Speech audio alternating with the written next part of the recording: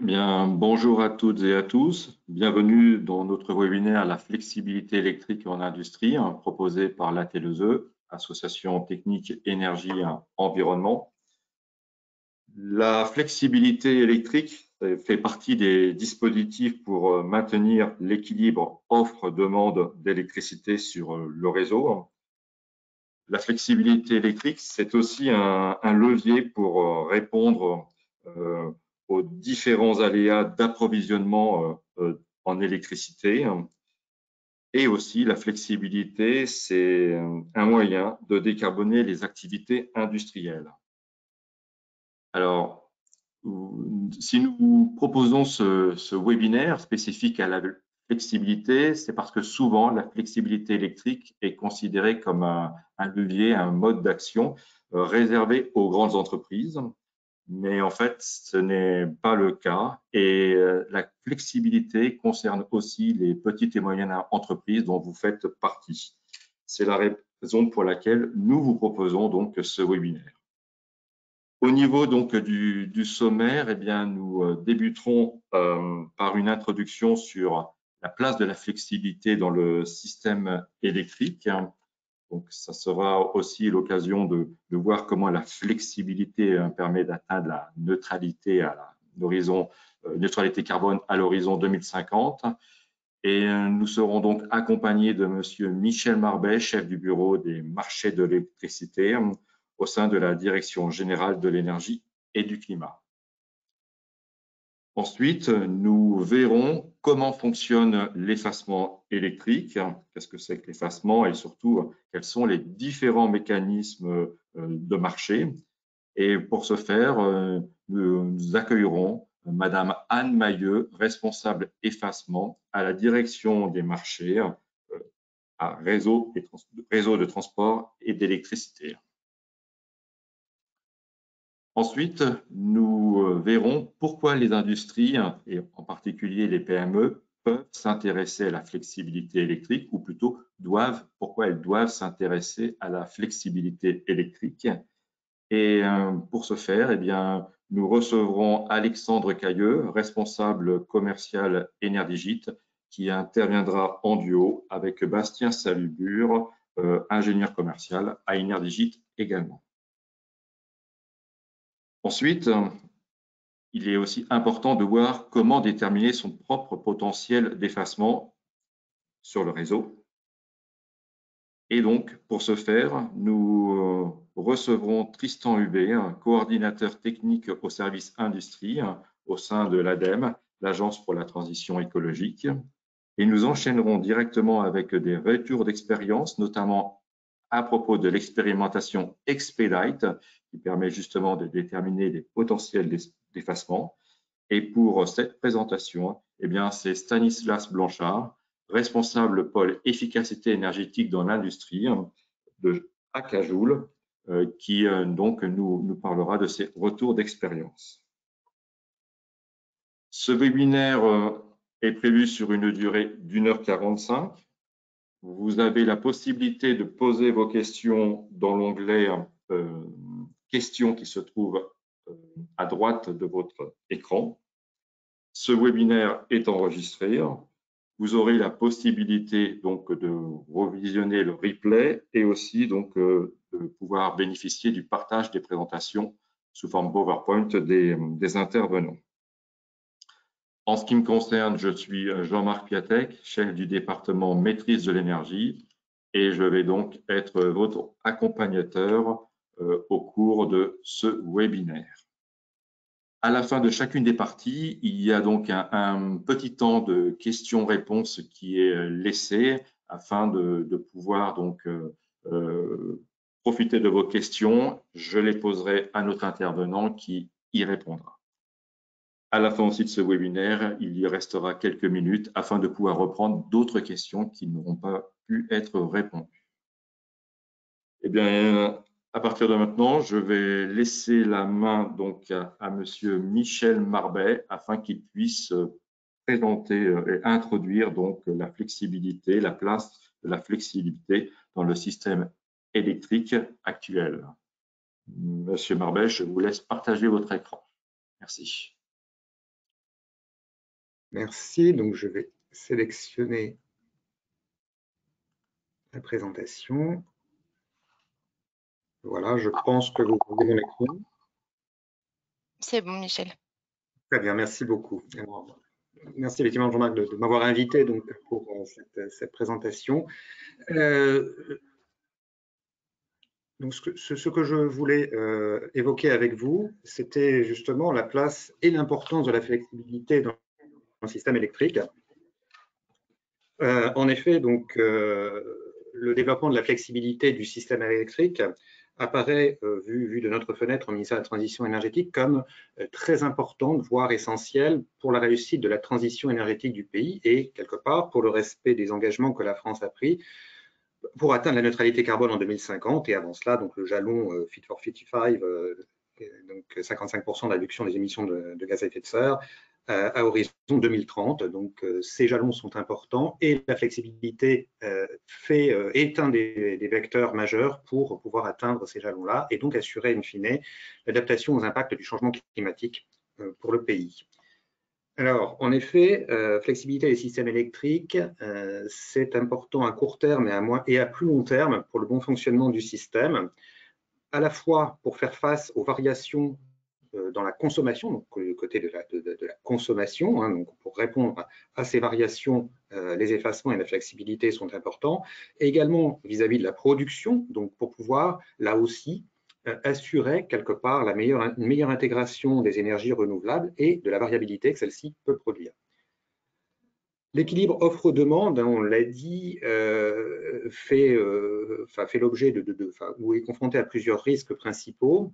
Il y a d'une part des aspects de risques liés à la pointe de consommation, c'est ce qu'on connaît bien en France avec le passage de l'hiver, hein, la fameuse saisonnalité liée à la thermosensibilité du système électrique français. Et également, l'équilibre offre-demande est confronté à des fluctuations qui sont plus des fluctuations à différentes échelles. Ça peut être à l'échelle de la journée, à l'échelle de la semaine, mais également à un pas horaire. Et les effacements de consommation et la flexibilité permettent justement de bien répondre à ces différents risques, que ce soit les risques liés à la pointe ou les risques liés à la fluctuation. Donc on passe à la deuxième slide.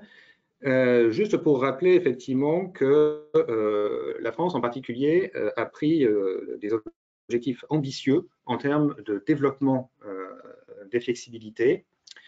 Alors un petit cocorico hein, tout d'abord pour rappeler que la France a été le premier pays en Europe à avoir créé des offres qui valorisaient la flexibilité de consommation, donc au travers d'offres dites à pointe mobile. Des offres de fourniture d'électricité à pointe mobile. Ce sont les contrats historiques, puisqu'il existe toujours EJP et Tempo, EJP pour effacement jour de pointe, donc il n'est plus commercialisé aujourd'hui, et Tempo qui est toujours commercialisé par l'opérateur historique EDF.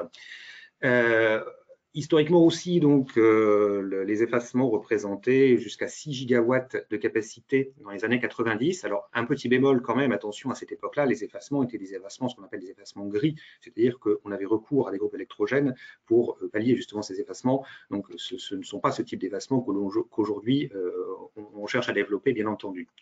Depuis, les effacements sont de nouveau sur une pente ascendante avec une croissance de 1,1 gigawatt ces 4 dernières années, depuis 2018, et on atteint aujourd'hui pratiquement 4 gigawatts de capacité d'effacement en France. Alors, en termes d'objectifs, hein, il faut rappeler donc que la programmation pluriannuelle de l'énergie, la PPE, qui est actuellement en vigueur, celle de 2019 à 2028, comprend des objectifs ambitieux vis-à-vis du développement des effacements électriques.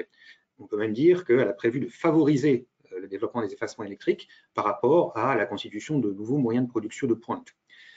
Les objectifs qui sont ceux de la PPE actuelle sont respectivement de 4,5 gigawatts pour cette année 2023 et de 6,5 à l'horizon 2028 pour l'ensemble des catégories d'effacement, que ce soit les effacements implicites tels que je les ai évoqués tout à l'heure, donc qui sont liés à des offres de fourniture, et bien entendu également les effacements explicites qui sont ceux des entreprises, hein, que ce soit des entreprises industrielles, des tertiaires, ou également effacements explicites de clients résidentiels.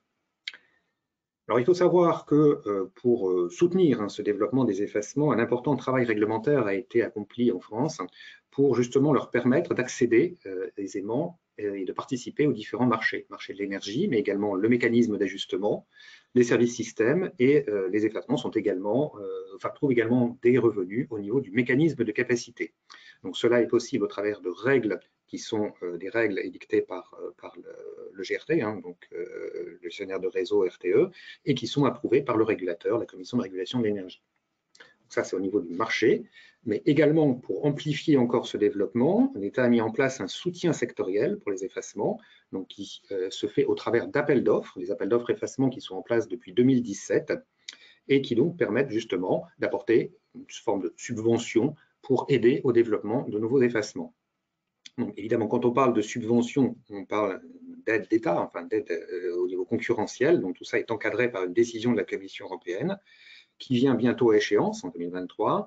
Et donc, on travaille actuellement à la suite, c'est-à-dire à la préparation d'un nouveau régime d'aide pour justement soutenir les effacements dans la période qui va s'annoncer au travers de la programmation pluriannuelle de l'énergie numéro 3, troisième génération, donc sur la période de 2024 à 2033. Alors, tout cela pour dire que, effectivement, il y a une grande importance attachée aux effacements et les effacements sont appelés, là aussi, à connaître une place de plus en plus importante, à se développer dans le système électrique. Pourquoi? Eh bien, sous l'effet de la transition qui conduit à l'électrification d'usage, donc on a de plus en plus d'usages qui ont recours à l'électricité, ce qui conduit à une augmentation de la consommation électrique. Et également, donc pour pouvoir atteindre cette transition énergétique, on a de plus en plus recours à des moyens de production qui sont des moyens de production d'énergie décarbonée. Et cela nécessite là aussi de plus en plus de moyens de flexibilité, et une flexibilité qui doit être décarbonée pour être en phase avec les ambitions en termes de transition énergétique et de transition climatique. La part des énergies renouvelables dans le mix a vocation à croître, et ce, de manière significative, dans les prochaines années, jusqu'en 2050, pour atteindre l'objectif de neutralité carbone en 2050. Les énergies renouvelables ont quand même une petite caractéristique, c'est leur caractère intermittent. Et donc, on voit bien qu'à ce niveau-là, pour justement compenser en quelque sorte ce caractère intermittent, on a de plus en plus besoin de moyens de flexibilité pour justement avoir un développement harmonieux des ENR et donc des flexibilités qui doivent être elles aussi décarbonées. Donc, les besoins en flexibilité et en capacité d'effacement en général vont donc croître dans les années à venir sous l'effet de l'augmentation du volume de consommation électrique et des besoins de plus en plus importants pour accompagner les énergies renouvelables donc en termes de flexibilité.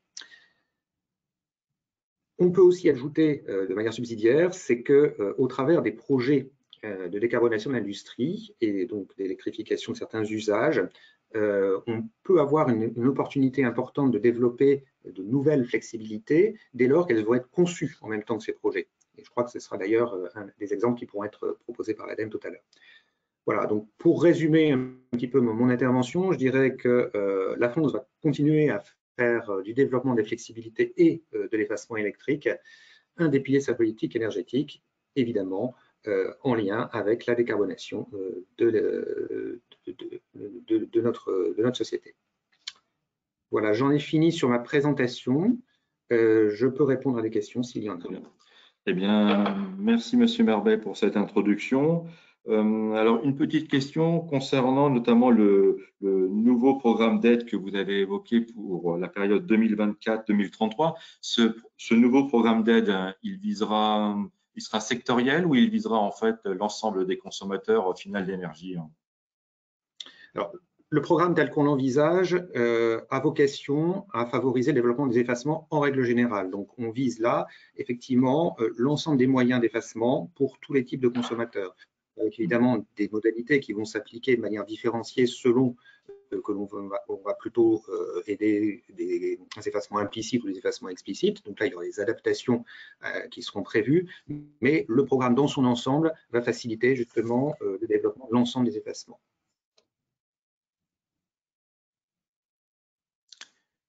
Très bien, ok. Alors ensuite, bon, il y a une question qui vient d'arriver. Bon, peut-être que ce n'est pas tout à fait pour vous, mais je vais quand même la poser. C'est comment s'organisera l'effacement de la consommation au sein des entreprises? Est-ce que vous avez déjà des idées spécifiques ou pas à ce sujet, hein? Enfin, je veux dire, là l'aspect, enfin, la question est très générale, hein, donc Oui. l'effacement dépend bien entendu de la nature des process qui sont ceux de l'entreprise. Donc, je dirais presque qu'il y a autant de modalités d'effacement possibles dans la pratique qu'il y a de process. Voilà, oui, absolument. Et c'est pour ça que nous allons le détailler un petit peu plus justement dans la suite des présentations. Très bien. Alors, en fait, il y a des questions, mais ce sont des questions qui sont plus, on va dire, techniques sur les mécanismes d'effacement. Donc, ça va justement nous permettre de pouvoir introduire la suite de ce webinaire. Monsieur Marbet, je vous remercie pour votre introduction. Et donc, ça va être l'occasion maintenant pour moi de laisser la parole à Madame Anne Mailleux qui va nous justement parler de comment fonctionne l'effacement électrique et ce qui va permettre déjà de répondre à plusieurs des questions qui défilent maintenant donc sur le chat, justement à propos de ces différents mécanismes. Donc, Madame Mailleux, je vous laisse la parole. Merci. Bonjour à tous, j'espère que vous m'entendez bien. Très bien, très bien. Parfait. Donc oui, l'objectif de ma présentation, c'est de vous expliquer comment fonctionne l'effacement électrique et comment est-ce qu'il peut, comment l'effacement peut être valorisé sur les différents mécanismes de marché qui existent en France. Donc, voilà, je vais commencer par vous déjà reposer bien le contexte, qu'on parle bien tous de la même chose en définissant l'effacement, d'expliquer un peu les principaux leviers qu'on a pour améliorer la sécurité d'approvisionnement grâce à l'effacement. Et puis derrière, vous, quels bénéfices vous pouvez tirer de l'effacement en tant qu'entreprise, hein, et quels impacts ça peut avoir sur vos processus. Et puis derrière, comment faire pour concrètement pouvoir valoriser vos effacements. Et puis je vais vous parler rapidement d'un projet qui est en cours de développement. Hop. Donc voilà, déjà, il y a une définition de l'effacement qui est dans le Code de l'énergie.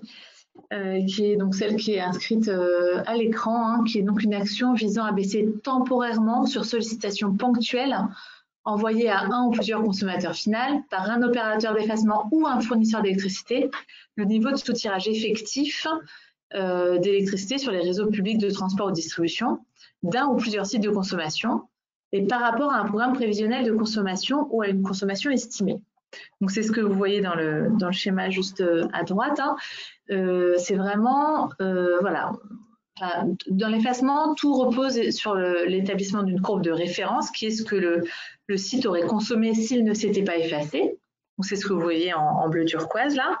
Et après, derrière, la courbe de consommation du client, quand l'ordre lui arrive, le client va baisser sa consommation pour consommer moins et le volume effacé, c'est ce que vous voyez en hachuré ici.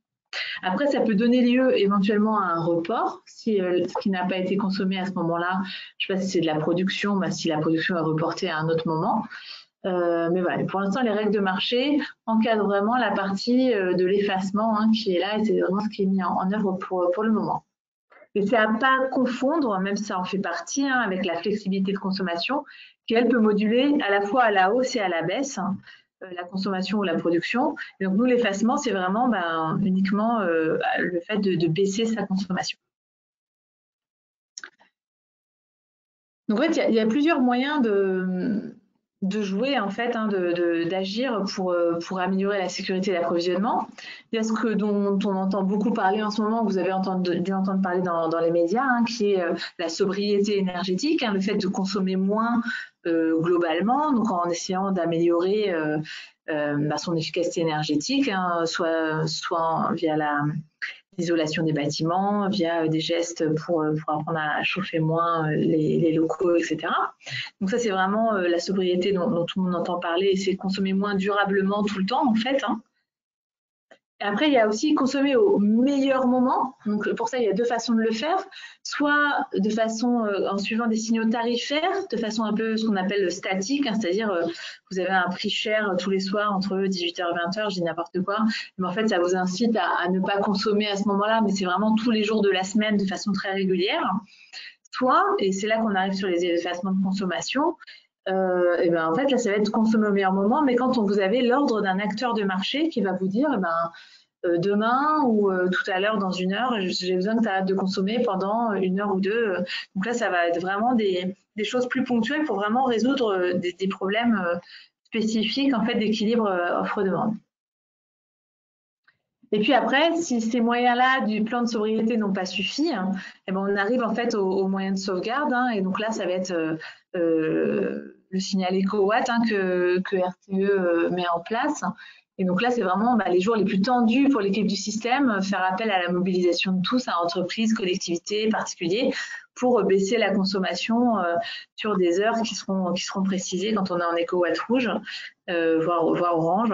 Et voilà, donc là, c'est vraiment un peu l'ultime recours. Et si au préalable, on a réussi à gagner en sobriété, à consommer au meilleur moment pour éviter que justement les moments tendus qu'on anticipe, qui sont 8h, 13h, 18h, 20h, on ait réussi à décaler les usages de ces moments-là, ça évitera d'arriver dans ce troisième stade qui est vraiment le moyen de sauvegarde. Donc, voilà, donc l'effacement de consommation, vous l'avez compris, c'est vraiment le fait de décaler sa consommation, mais pas systématiquement, c'est seulement certains jours de l'hiver sur ordre d'un acteur de marché. Donc vous, en tant qu'entreprise, qu'est-ce que vous pouvez tirer comme bénéfice avec l'effacement? Ça vous permet de contribuer à la sûreté du réseau et de contribuer à éviter les coupures d'électricité. C'est-à-dire qu'en vous effaçant au bon moment, déjà, vous allez maîtriser le moment où vous faites votre baisse de consommation. Ce sera, voilà, vous aurez défini avec l'acteur de marché le moment où c'est possible pour vous et où vous pouvez agir en fait là-dessus. Et puis, si le volume total d'effacement permet de contribuer au maintien de l'équilibre offre-demande, ce que je vous disais précédemment, dans ce cas-là, les coupures seront inutiles lorsque le signal EcoWatt sera rouge. Et idéalement, même le signal EcoWatt ne passera pas au rouge parce que justement, il y aura eu suffisamment d'actions préalables. Ça permet aussi de contribuer à réduire les émissions de gaz à effet de serre, parce que ça va permettre de substituer des moyens qui, eux, qui émettent du CO2 sur ces moments de pointe de consommation. Et ça peut vous permettre aussi de mettre en avant concrètement vos engagements RSE. Le deuxième gros volet des bénéfices que vous pouvez tirer de l'effacement, c'est de faire des économies grâce à l'effacement. Soit en proposant vos capacités d'effacement sur les mécanismes de marché, on va y venir après avec un acteur de marché. Et dans ce cas-là, vous serez rémunéré de la capacité que vous mettez à disposition du système et des activations, des effacements que vous pourrez réaliser sur les différents marchés, sur les différents mécanismes. Ou alors, l'autre façon de faire, c'est de souscrire auprès de votre fournisseur d'électricité une offre de fourniture à effacement, et donc dans ce cas-là, vous économiserez sur votre facture si vous consommez moins pendant les périodes où on incite à consommer moins, donc qui serait cher, et que vous consommez plus pendant les heures qui sont moins chères. Donc voilà, c'est les différents bénéfices que vous pouvez espérer de l'effacement. Alors, comment est-ce que vous pourriez vous effacer? Ça va demander d'adapter vos processus, évidemment. Donc, il faut décaler l'alimentation de certaines chaînes de production, par exemple, en dehors des heures de pointe. Donc, l'effacement, on est vraiment sur du ponctuel. Donc, ça va être certains jours de l'année, pas tout le temps, mais décaler le fonctionnement de ces chaînes de production-là. Ça va être adapter vos plannings d'éclairage, de chauffage, de ventilation des locaux, de recharge des véhicules électriques éventuellement.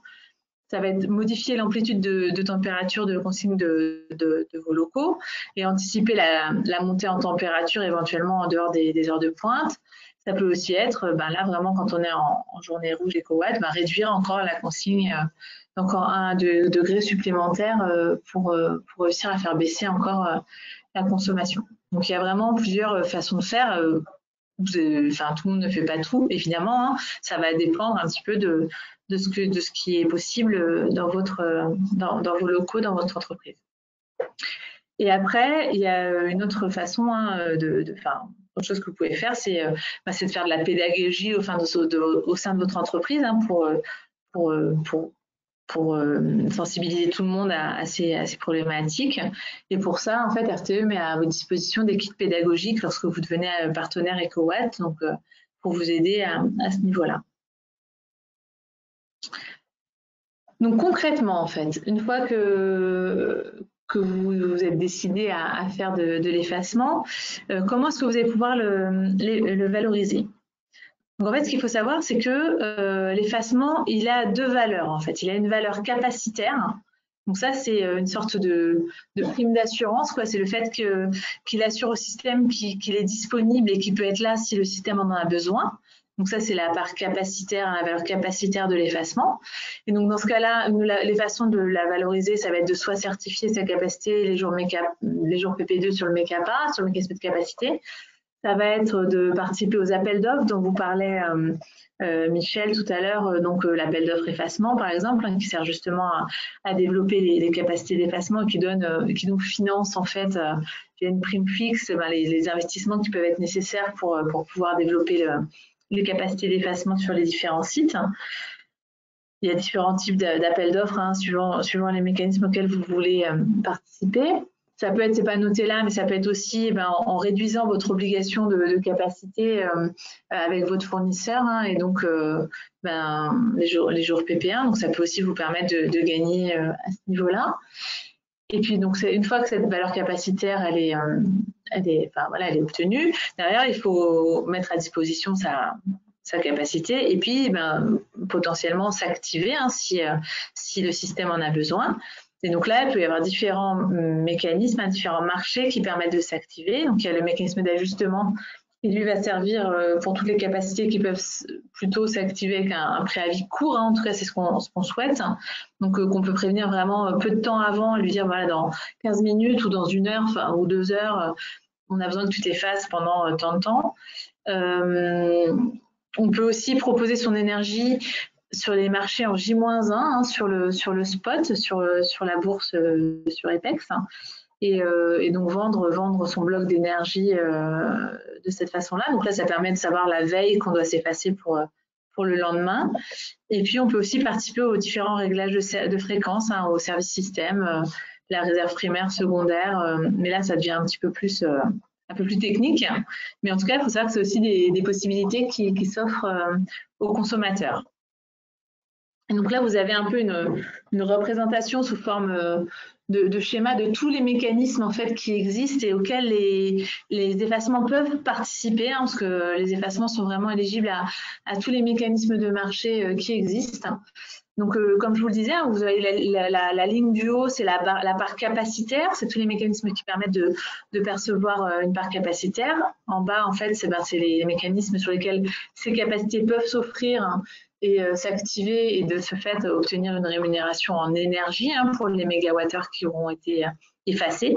Et donc après, vous voyez, voilà, ce qu'on appelle portefeuille, c'est quand l'effacement est fait de façon implicite avec le fournisseur d'électricité. Donc dans ce cas-là, la part capacitaire, elle se perçoit via une réduction de l'obligation de capacité du site et de son fournisseur, ce qui permet en fait de ne pas avoir certains coûts à couvrir en fait.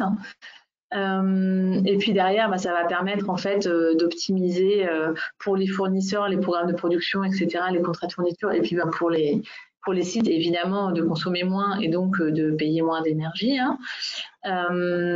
Donc ça, c'est pour tout ce qui est effacement implicite. Et puis après, pour tout ce qui est effacement explicite, donc là, en fait, les effacements explicites, ils peuvent donc comme je vous le disais, ils peuvent se certifier sur le mécanisme de capacité. Donc tout à l'heure, j'ai vu qu'il y avait une question là-dessus. Le mécanisme de capacité, hein, c'est ce qui va permettre en fait de donner une valeur à la disponibilité en fait des capacités, hein. Donc les capacités, quand elles se certifient, après elles doivent montrer que tous les jours qu'on appelle PP2, elles sont bien disponibles en collectant en fait leur disponibilité sur ce mécanisme-là. Et puis et en disant voilà qu'elles sont disponibles à un certain prix. cette valorisation-là, elle peut être complétée, et c'est un complément de rémunération, par le mécanisme de soutien qui est l'appel d'offres effacement, et qui vient aussi rémunérer en fait en disponibilité les capacités qui sont présentes, qui sont lauréates de cet appel d'offres. Elles peuvent aussi donc se valoriser. Alors là, c'est pareil, ça devient un peu plus technique, mais sur les appels d'offres réserves rapides et complémentaires, qui sont des appels d'offres sur le mécanisme d'ajustement pour avoir des capacités qui peuvent s'activer en 15 ou 30 minutes pour reconstituer les réserves. Et puis, elles peuvent aussi participer à l'appel d'offres. En l'occurrence, c'est la réserve primaire pour l'instant. Mais voilà, donc il y a différents appels d'offres où elles peuvent aller capter des primes fixes. Et ensuite, quand elles sont engagées sur ces différents mécanismes, derrière, elles doivent se mettre à disposition sur les mécanismes de marché, donc soit sur ce qu'on appelle le NEBEF, donc c'est offrir leur capacité, les blocs qui sont capables d'effacer sur le marché, sur le spot, comme je vous le disais, en J-1, voire en infrajournalier, ou alors offrir leur capacité sur le mécanisme d'ajustement. Donc là, c'est ce qui permet en fait de s'assurer en temps réel que le mécanisme est bien équilibré entre l'offre et la demande. Et donc, si ce n'est pas le cas, nos dispatchers vont aller activer un bloc dans un sens ou dans l'autre. Donc, l'effacement sera uniquement pour baisser la consommation. Et donc, voilà, si les offres sont dans la monnaie, sont dans le marché, elles seront activées et rémunérées en fait pour l'énergie qu'elles auront délivrée pour le système. Donc voilà un petit peu. Alors ça peut paraître compliqué, il y a beaucoup d'éléments, mais c'est juste pour vous donner un peu une vision d'ensemble et vous dire voilà que les effacements peuvent participer en fait à tous ces mécanismes. Alors les sites n'y vont pas tout seuls, il faut que vous passiez par des agrégateurs d'effacement pour pouvoir accéder à ces différents mécanismes. Et donc les agrégateurs d'effacement seront là pour vous accompagner et vous expliquer un petit peu tout ça et trouver avec vous les meilleurs mécanismes qui sont adaptés à votre activité et à à la flexibilité proposée par votre site. Mais en tout cas, sachez que le panel est large et qu'il y a des rémunérations associées qui peuvent être intéressantes. Donc, une fois qu'on sait ça, après, la question que vous peut-être vous poser, c'est de vous dire, oui, mais moi, mon site, quelle est sa flexibilité? Comment est-ce que je sais de combien est-ce que je pourrais m'effacer? Qu'est-ce que je suis capable de faire? Est-ce que je peux plutôt faire du J-1, de l'infrajournalier? Il y a un certain nombre de questions à regarder. Donc déjà, les opérateurs d'effacement sont là pour vous aider là-dedans. Mais voilà, l'idée, c'était aussi, ce qu'on s'est dit, c'est que c'était aussi l'occasion, qu'il y avait quand même un petit trou à ce niveau-là et que ça pouvait être bien d'avoir une plateforme en fait de mise en relation des sites en fait justement qui sont fournisseurs de flexibilité et puis avec les différents interlocuteurs qui est en face pour essayer justement d'identifier les capacités d'effacement, les capacités de chacun des sites. Donc l'objectif de cette plateforme, c'est à la fois de développer une meilleure connaissance de ce segment de consommateurs et du gisement de flexibilité qu'il représente, de stimuler le développement de la flexibilité dans ce secteur, parce que pour l'instant, le secteur du bâtiment, du secteur tertiaire, il n'est pas encore, on ne le voit pas encore beaucoup dans les capacités d'effacement, et donc on pense vraiment qu'il y a besoin d'aller développer ce segment-là en particulier. De faire de la pédagogie sur ce qu'est la flexibilité, parce que c'est sûr que c'est pas quelque chose de complètement simple, donc de réussir de permettre à chacun de s'approprier en fait ces notions. Et puis l'idée, c'est que ce soit une plateforme ouverte à tous pour rassembler en fait toutes les parties prenantes de la flexibilité et aider à cette mise en relation. Donc, qu'est-ce que c'est GoFlex? C'est son nom à cette plateforme. C'est une méthodologie pour évaluer le potentiel de flexibilité des bâtiments du secteur tertiaire. Derrière, ça permet d'avoir une étiquette flexibilité pour évaluer de manière simple ce potentiel et puis faciliter les comparaisons entre bâtiments. C'est une plateforme de mise en relation entre les parties prenantes. Et c'est aussi une initiative pour développer la flexibilité du secteur tertiaire, comme je vous le disais, qui est encore peu valorisé et mal connu à ce jour. Ce n'est pas un nouveau mécanisme de valorisation de la flexibilité. Derrière, une fois que la flexibilité aura été identifiée, qu'il y aura eu une mise en relation entre un site et un opérateur d'effacement. L'objectif, c'est que la capacité soit offerte en fait sur les mécanismes que je vous ai présentés précédemment. Donc, il ne s'agit absolument pas de se substituer au marché. Il n'y a aucune obligation pour qui que ce soit de s'y inscrire ou d'y participer. Mais voilà, le but, c'est vraiment d'aider à développer ce secteur qui ne propose pas encore beaucoup ces possibilités et qui, pour autant, on pense à du potentiel et donc pourrait aider le système électrique à s'équilibrer. Donc là, on est encore dans la définition de la gouvernance. On est en train de finir d'affiner la méthodologie d'évaluation associée à la plateforme. Voilà, on est encore dans une phase de peaufinage un petit peu de tout ça, mais le but, c'est bien qu'au S1 2023, la plateforme web puisse être développée et qu'on puisse lancer une phase pilote pour faire démarrer tout ça et aider les capacités tertiaires à arriver. Donc, en résumé, si vous voulez valoriser vos capacités d'effacement et contribuer donc à l'équilibre du système, ce que vous devez faire en premier lieu, c'est évaluer votre potentiel de flexibilité. Donc, soit grâce à Glowflex, soit en contactant un professionnel, soit, je crois que l'ADEME intervient après, donc voilà, soit via les modalités qui sont, ce qui est proposé aussi côté ADEME. Et puis ensuite, vous devez choisir si vous souhaitez plutôt vous effacer dans le cadre de votre offre de fourniture. Dans ce cas-là, il faut contacter votre fournisseur d'électricité pour voir ce qu'il peut vous proposer à ce niveau-là, ou valoriser vos capacités d'effacement sur les marchés. Dans ce cas-là, il faut vous rapprocher d'un opérateur d'effacement. Donc, il faut savoir que la liste des opérateurs d'effacement est disponible sur le portail service de RTE. Donc, vous aurez le lien normalement dans la présentation. Et voilà, sur ce portail service, sachez que vous y trouverez aussi pas mal d'informations pour comprendre comment valoriser vos capacités d'effacement sur les marchés via le mécanisme NEBEF notamment, mais pas uniquement. Il y a plusieurs, tous les mécanismes de marché sont présentés, les appels d'offres aussi, etc. Donc ça peut vous aider à y voir un peu plus clair si vous avez envie de creuser le sujet. Donc moi j'en ai terminé. J'imagine qu'il peut y avoir des questions. Oui, merci bien, Madame Mailleux. Oui, il y a beaucoup de questions qui ont été posées au cours de votre intervention et il y a aussi un certain nombre de ces questions que vous avez répondu grâce à l'enchaînement de vos slides. Donc, c'était très bien anticipé. Merci. Donc, on va prendre quelques instants donc pour en sélectionner quelques-unes. J'ai notamment une question qui concerne est-ce que la valorisation des mécanismes de capacité dépend du contenu CO2 de l'énergie en substitution?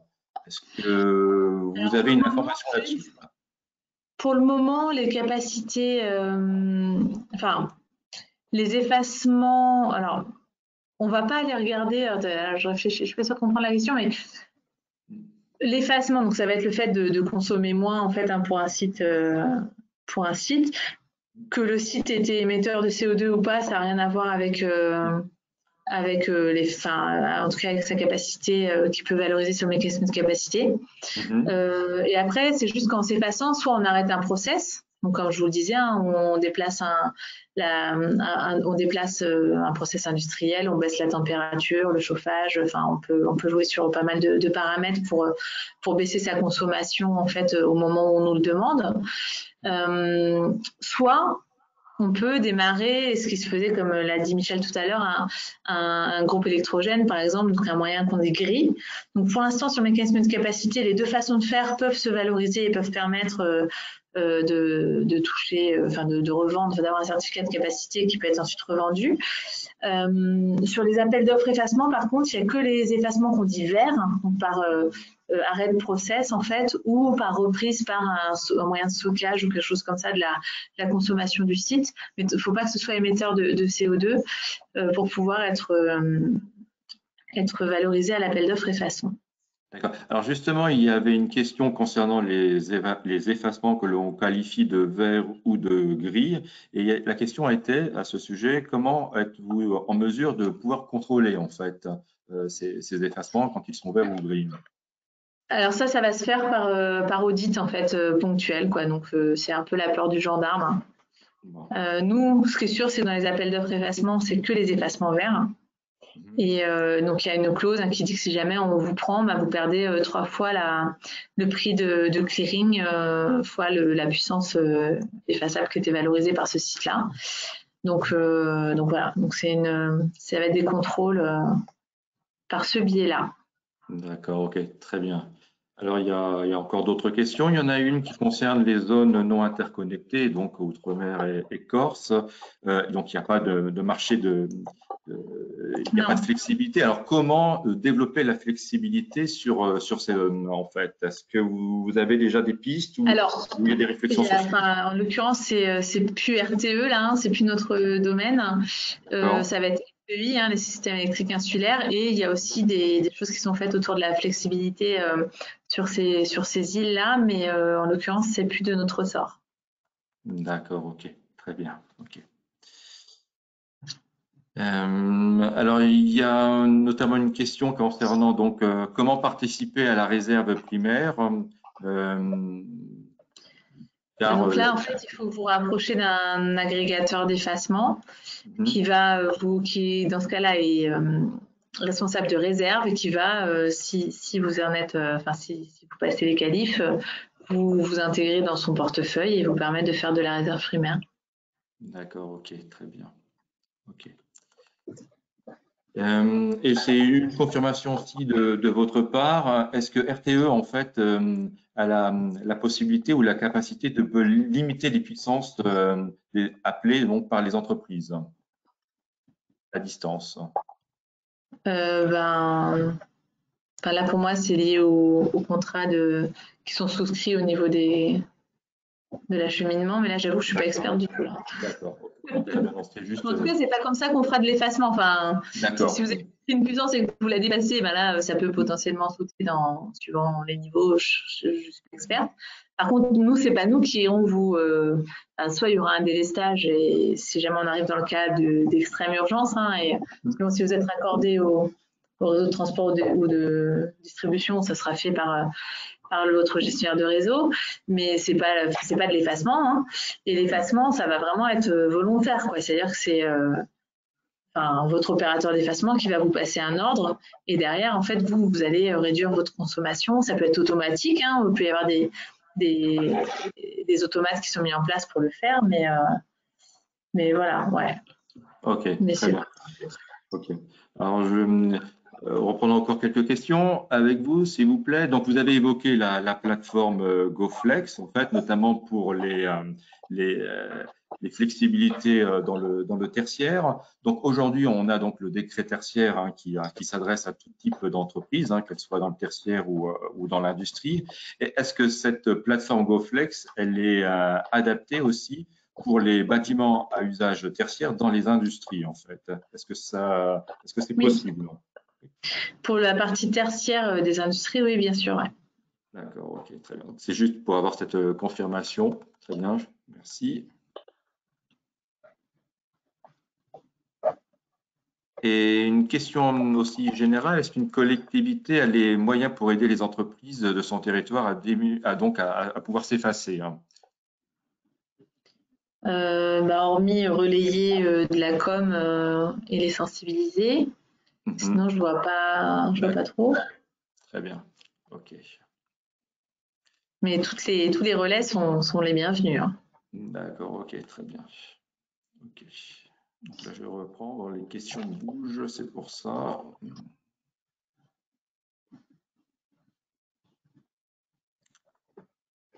Et alors, je vais prendre une dernière question, en fait. Donc, notamment, pourriez-vous nous donner des ordres de grandeur sur les différentes valorisations de capacité effacement en fonction de la voie de valorisation, en fait? Alors, moi, ce que je peux vous donner, c'est ce qui est public, c'est les derniers niveaux de rémunération obtenus aux appels d'offres. Donc là, pour l'appel d'offres 2023, dont on a eu les résultats cet été, les capacités, elles sont rémunérées à 59,9 kg par mégawatt. Donc, donc ça, c'est après. Et donc après, actuellement, par exemple, mais là, il y aura une enchère jeudi sur le mécanisme de capacité. Mais les capacités, voilà, pour l'année de livraison 2023, les dernières enchères, elles étaient autour de 42-45 kg du mégawatt. Donc voilà, ça veut dire qu'une capacité qui s'est effacée, disons de 1 mégawatt, après ça commence à être une grosse capacité, mais c'est juste pour donner un exemple simple, elle va toucher déjà 42-45 kg du mégawatt via le mécanisme de capacité. Et ensuite, la différence entre 59,9 et le niveau du mécanisme de capacité, ça va être la prime AOE qui lui sera donnée en complément par l'État, lui assurant donc une rémunération globale à hauteur de 59,9 kg du mégawatt. Donc ça, c'est pour la part capacitaire, pour une capacité qui s'engage à l'appel d'offres effacement. Et après, donc tous les jours, en fait, PP2 du mécanisme de capacité, elle devra s'offrir soit sur le mécanisme NEBEF, enfin soit sur le spot, soit sur le mécanisme d'ajustement. Et si elle est activée, elle touchera en plus la rémunération en énergie. Donc après là, ça va être les prix spot que vous pouvez voir actuellement sur les marchés. Donc ça va être la différence entre le prix spot et le prix de reversement fournisseur, qui est un principe qui est prévu, c'est-à-dire que le fournisseur il n'a pas donné son accord pour qu'un opérateur d'effacement efface un de ses clients, mais par contre l'opérateur d'effacement doit compenser le fournisseur du fait pour l'énergie que le fournisseur a acheté pour son client et que finalement il n'aura pas pu vendre à son client. Et donc voilà, le site, avec le couple de site et son opérateur d'effacement vont gagner la différence entre le prix spot et ce prix de versement fournisseur. Et donc suivant les niveaux de prix spot, ça peut être plus ou moins intéressant et plus ou moins rémunérateur. Et idem pour le mécanisme d'ajustement. Très bien, ok. Merci bien pour ces précisions, Madame Mailleux. Écoutez, je vous remercie pour toutes ces réponses. Bon, il y en a d'autres questions aussi qui sont apparues, mais nous allons devoir passer et enchaîner sur la suite de ce webinaire. Une nouvelle fois, je vous remercie, Madame Mailleux, pour votre participation. Très bien. De rien, merci beaucoup. Bonne fin de journée. Merci. Voilà. Donc, nous allons maintenant enchaîner avec la société Enerdigit, qui va justement donc qui est un opérateur d'effacement électrique et qui va nous montrer pourquoi les industries, en particulier les PME, dans votre cas, peuvent s'intéresser à la flexibilité électrique. Donc, dès à présent, je laisse la main à Alexandre Cailleux et Bastien Salibur de la société Enerdigit qui vont vous faire cette présentation, et cette présentation est déjà à l'écran. C'est bon, merci. À vous la main. Eh bien, bonjour à tous. Du coup, je suis Bastien Salibur et Alexandre Cailleux. Bonjour à tous. Donc, pour entrer un petit peu justement dans la continuité de ce qu'a pu expliquer Madame Maillot, on va vous expliquer notamment un petit peu qui on est, qu'est-ce qu'on peut proposer et quelles sont un peu les solutions qui sont liées justement à cet effacement, parce que vous pouvez avoir le droit. Alors, donc dans un premier temps, pour expliquer un petit peu qui on est, donc on est la société Enerdigit, on est sur Nantes, on est une quinzaine de personnes et on travaille notamment avec RTE. Donc on est notamment accrédité par lui-même pour pouvoir étudier la consommation des sites, donc récupérer les données de consommation pour étudier les habitudes de consommation, comprendre un peu comment vous fonctionnez, tout comprendre vos contraintes et ce que vous pouvez faire. Derrière, gérer finalement vos capacités d'effacement en vous proposant des solutions sur mesure et bien évidemment les gérer ces capacités. Donc on est une équipe, comme j'ai pu vous le dire, d'une quinzaine de personnes.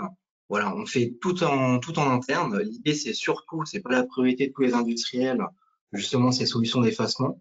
Donc c'est de proposer une solution qui est clé en main, sur mesure, qui a un bon équilibre en termes de contraintes et de rémunération surtout. Et bien évidemment que ça soit simple. Donc très simple à mettre en place et compréhensible. Donc on a notamment pu accompagner l'ADEME sur la rédaction d'un article, d'un guide, d'un cahier des charges qui explique un petit peu qu'est-ce que la flexibilité électrique dans l'industrie, qu'est-ce qu'est l'effacement, est disponible notamment sur notre site internet et également sur le site internet de l'ADEME. On a pu écrire cet ouvrage-là. Comme ont pu l'expliquer les intervenants juste avant, en fait, le réseau, pour rappel, a besoin d'être équilibré en permanence par la production d'électricité et en face notre consommation à tous. Dès qu'on va retrouver des petits déséquilibres, on va avoir tout un tas finalement de mécanismes pour rééquilibrer ce réseau. Et nous, on fait partie finalement de ces mécanismes-là. Donc l'idée, c'est de pouvoir notamment comprendre un petit peu comment les entreprises fonctionnent et derrière pouvoir proposer du coup une solution d'effacement. Donc c'est notamment pouvoir consommer un petit peu moins pendant des périodes notamment de forte tension. Donc généralement quand il fait très froid, quand les prix d'électricité sont très hauts. On peut voir par exemple dans ce schéma-là, si on schématise une consommation finalement journalière très classique, si on prend le cas par exemple d'une structure qui va être une fonderie, vous allez avoir une consommation par exemple qui peut être de 1000 kg. Si l'industriel souhaite arrêter un four par exemple pendant 2 heures, 3 heures, 4 heures, c'est vraiment pour le coup un délai maximum qui est fixé par ces soins, par nous. Par exemple qui va être de 800 kg, vous allez avoir un seuil de 200 kg. Donc les 800 moins les 1000 kg. Et nous, ce qu'on va demander à l'industriel, c'est de pouvoir ne pas dépasser les 200 kg. Ce seuil, bien évidemment, il va être fixé en fonction de vos contraintes, de ce que vous pouvez faire. On va pas vous demander finalement d'arrêter la totalité du site. L'idée, c'est de conserver vraiment ce que vous avez besoin. Donc, ça peut être de la maintenance, ça peut être de faire fonctionner des utilités, vraiment comme vous pouvez le souhaiter. Et derrière, finalement, de pouvoir respecter cet effacement-là. En termes d'avantages, on va en trouver plusieurs. Le premier, bien évidemment, ça va être aucun investissement de votre part.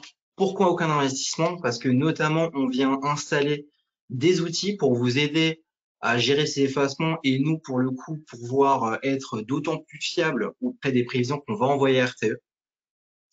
On vient notamment installer un boîtier, moi je vais pouvoir vous présenter juste après, qui permet de remonter vos données en point minute et on vous donne accès à ces données-là via un logiciel qu'on va retrouver sur PC et également sur mobile qui permet finalement d'avoir vos consommations en point minute. Voilà, tout simplement. Donc ça, c'est vraiment le premier gros point. Le second, on va être deux types de rémunération. Vous allez avoir la rémunération fixe qui va, elle, être annuelle. C'est un petit peu de l'assurantiel finalement pour RTE.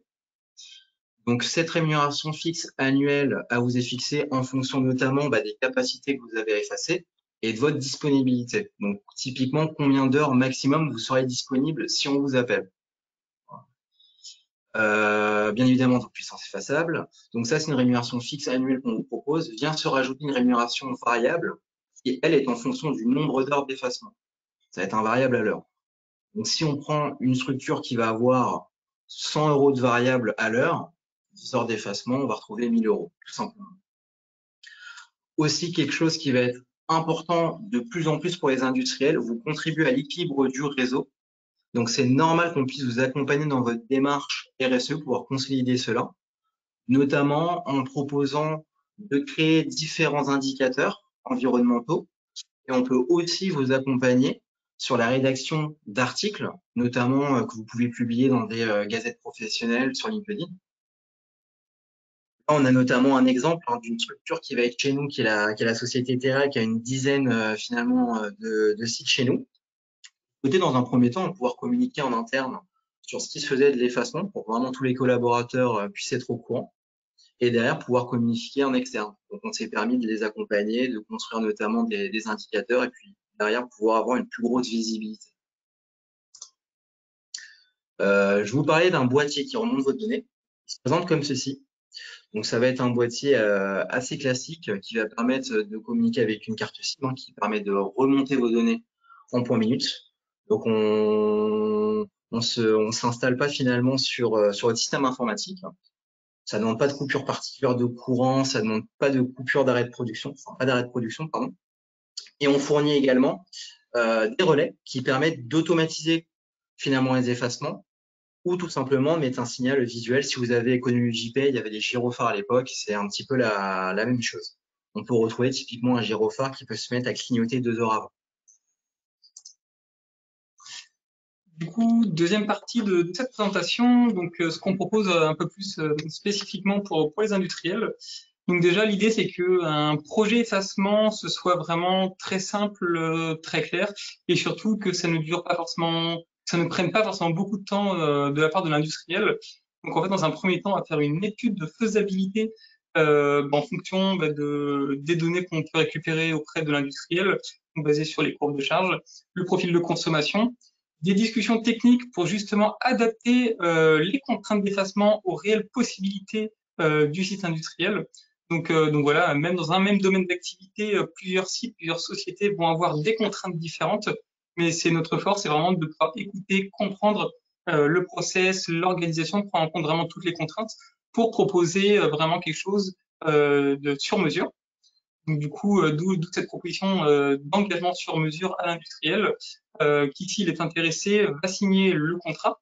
À partir de cette signature de contrat, nous, on va déployer le projet, notamment avec l'installation du boîtier, la mise à disposition des outils et en fait, tout simplement, la mise en place de l'effacement sur le site pour à terme pour que le site soit à terme disponible pour le réseau selon les besoins et tout simplement pour, pendant la durée de vie du contrat, avoir un suivi et du coup les rémunérations associées au contrat.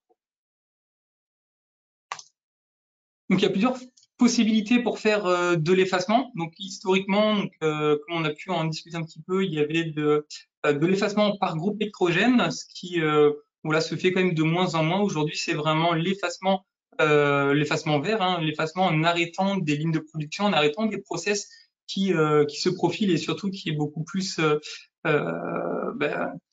bon en termes de CO2 et en termes d'émissions. Donc c'est vraiment là-dessus, en tout cas chez Energit, où on s'est spécialisé assez rapidement et surtout sur les petites et moyennes entreprises, les petits et moyens industriels. Donc il y a plusieurs façons de réaliser des effacements verts. Donc c'est en utilisant un stock tampon entre différentes lignes de production. Du coup, arrêter la ligne de production en utilisant le stock tampon pour pouvoir faire un effacement d'une durée qui va du coup être déterminé notamment par l'industriel en fonction de ce stock qu'il va pouvoir exploiter en cas d'effacement. Mais en tout cas, pour les yeux aux yeux du réseau, c'est vraiment un geste, c'est vraiment un délestage qui sera considéré.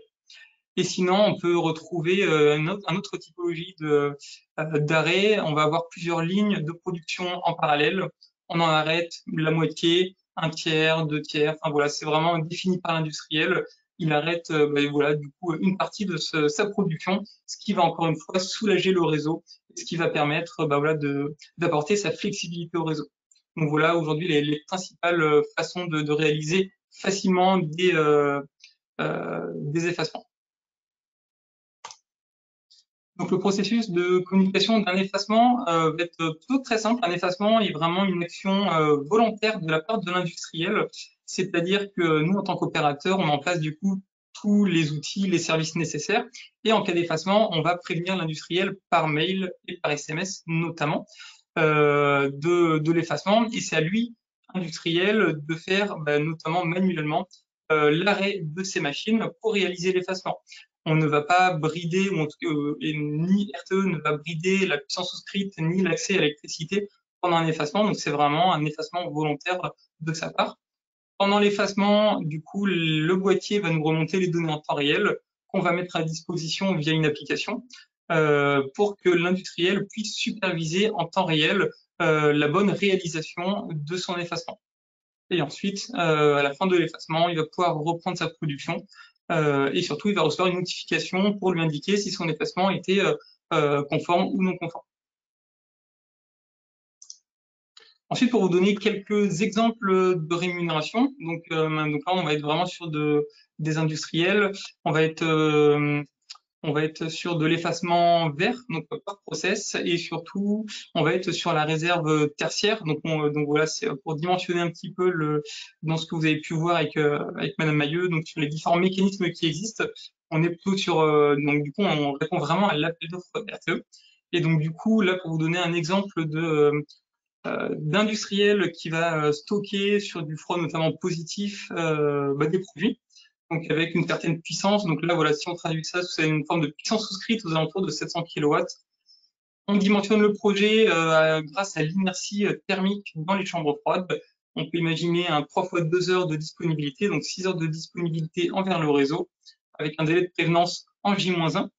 Ça, c'est important pour les industriels, puisqu'on est quand même sur un délai court, mais c'est le délai qui est quand même presque le plus long aujourd'hui sur les différents mécanismes, ce qui va lui apporter une rémunération annuelle aux alentours de 19 000 €. Donc voilà, en jouant sur l'inertie thermique du froid, il y a très peu d'impact pour l'exploitation du site, voire quasiment il est totalement nul en termes d'impact. Par contre, ça peut générer voilà, une rémunération qui peut accompagner l'industriel pour faire des investissements ou autres. Deuxième cas, une fonderie, donc là on va avoir plus de puissance. Donc voilà, l'arrêt de four par exemple, on va avoir l'arrêt de la quasi-totalité de la production, peut-être de garder certaines utilités voilà, en cas d'effacement.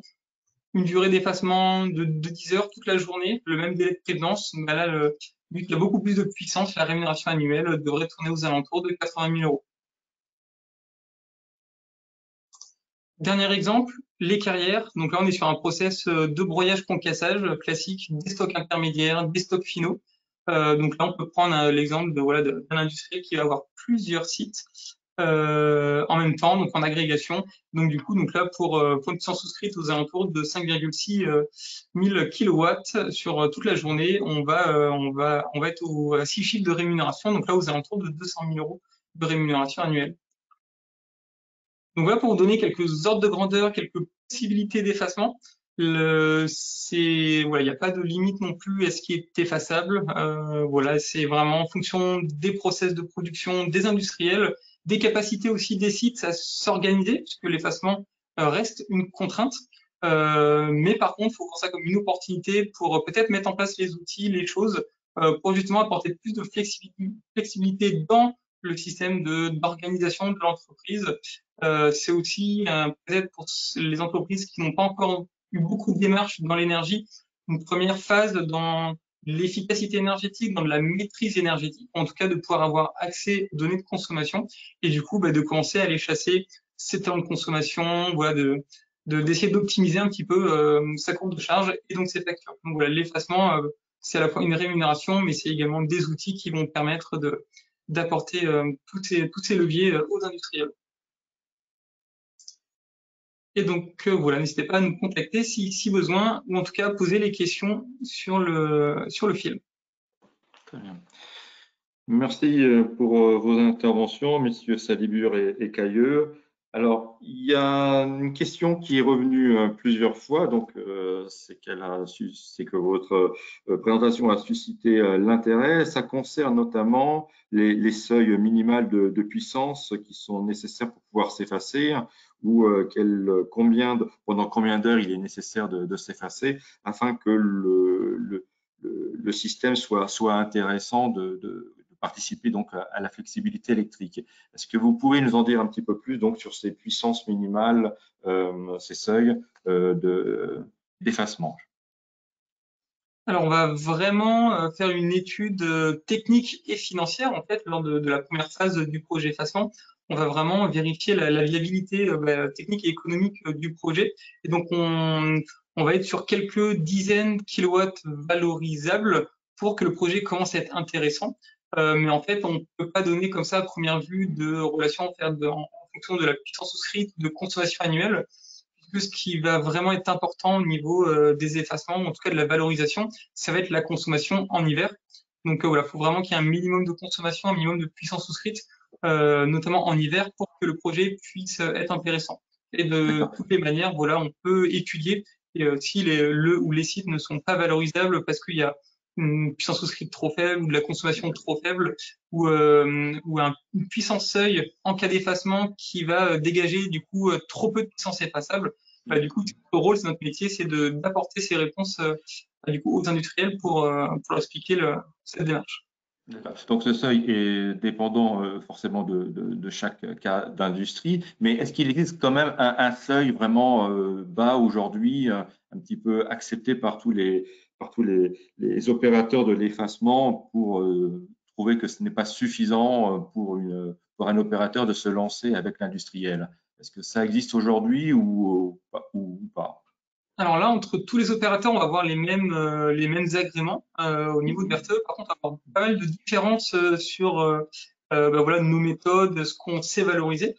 Chez Energit, on s'est très rapidement spécialisé du coup déjà sur l'effacement par process, à contrario de l'effacement gris, donc par groupe électrogène, et surtout sur les petites et moyennes structures. Donc vraiment, on va pouvoir répondre à des industriels de taille petite, voire intermédiaire, quand d'autres opérateurs potentiellement vont préférer ne pas répondre ou vont considérer le projet comme trop petit. Donc là, vraiment, ça va être vraiment en fonction des opérateurs, de leur réponse et de comment ils peuvent valoriser en fait le site. On travaille pas sur de la basse tension, en gros. Très bien. OK. Merci pour ces compléments. Il y a une question notamment qui concerne les pénalités. Y a-t-il des pénalités si le client ne s'efface pas au moment voulu? Au niveau des pénalités, donc il y a des pénalités qu'on vient directement imputer sur la rémunération fixe. Donc on ne demandera pas d'argent aux industriels si pour le coup ils n'arrivent pas à valider, à rendre conforme un effacement. Néanmoins, en fait, ça réduira un petit peu sa rémunération fixe annuelle. Donc, on a pu vous le présenter. D'accord, ok, très bien. Alors, une question qui concerne en fait si une société en fait se proposait d'effacer, mais qu'en fait elle n'a pas pu s'effacer parce qu'il y avait justement une coupure d'électricité, on va dire. Est-ce qu'elle participe quand même à l'effacement ou est-ce qu'elle n'est pas du tout indemnisée en fait? Est-ce que vous avez une réponse à ce sujet? Alors logiquement, faudrait quand même vérifier, mais vraiment aux yeux de RTE, l'effacement serait considéré comme conforme. En tout cas, le site ne soutirerait pas d'énergie pendant le moment de l'effacement. Donc logiquement, l'effacement serait validé. Mais ça serait quand même à vérifier puisque je sais pas si ce cas de figure est déjà arrivé ou peut arriver. Mais voilà, c'est quand même c'est atypique et pour l'instant, on n'est quand même jamais tombé sur un cas comme ça. D'accord, ok. Vous avez évoqué aussi le stockage d'électricité à un moment. À partir de est-ce qu'il y a ici des seuils où il devient intéressant de faire du stockage d'électricité pour notamment participer à l'effacement? Alors, du coup, on n'a pas parlé spécifiquement de stockage d'électricité. C'est vraiment l'accès à d'autres mécanismes, ou en tout cas, ça peut permettre de délester très temporairement. Et donc là, on en revient à la question d'une personne de tout à l'heure où réaliser un effacement peut être dépendant aussi du CO2 émis.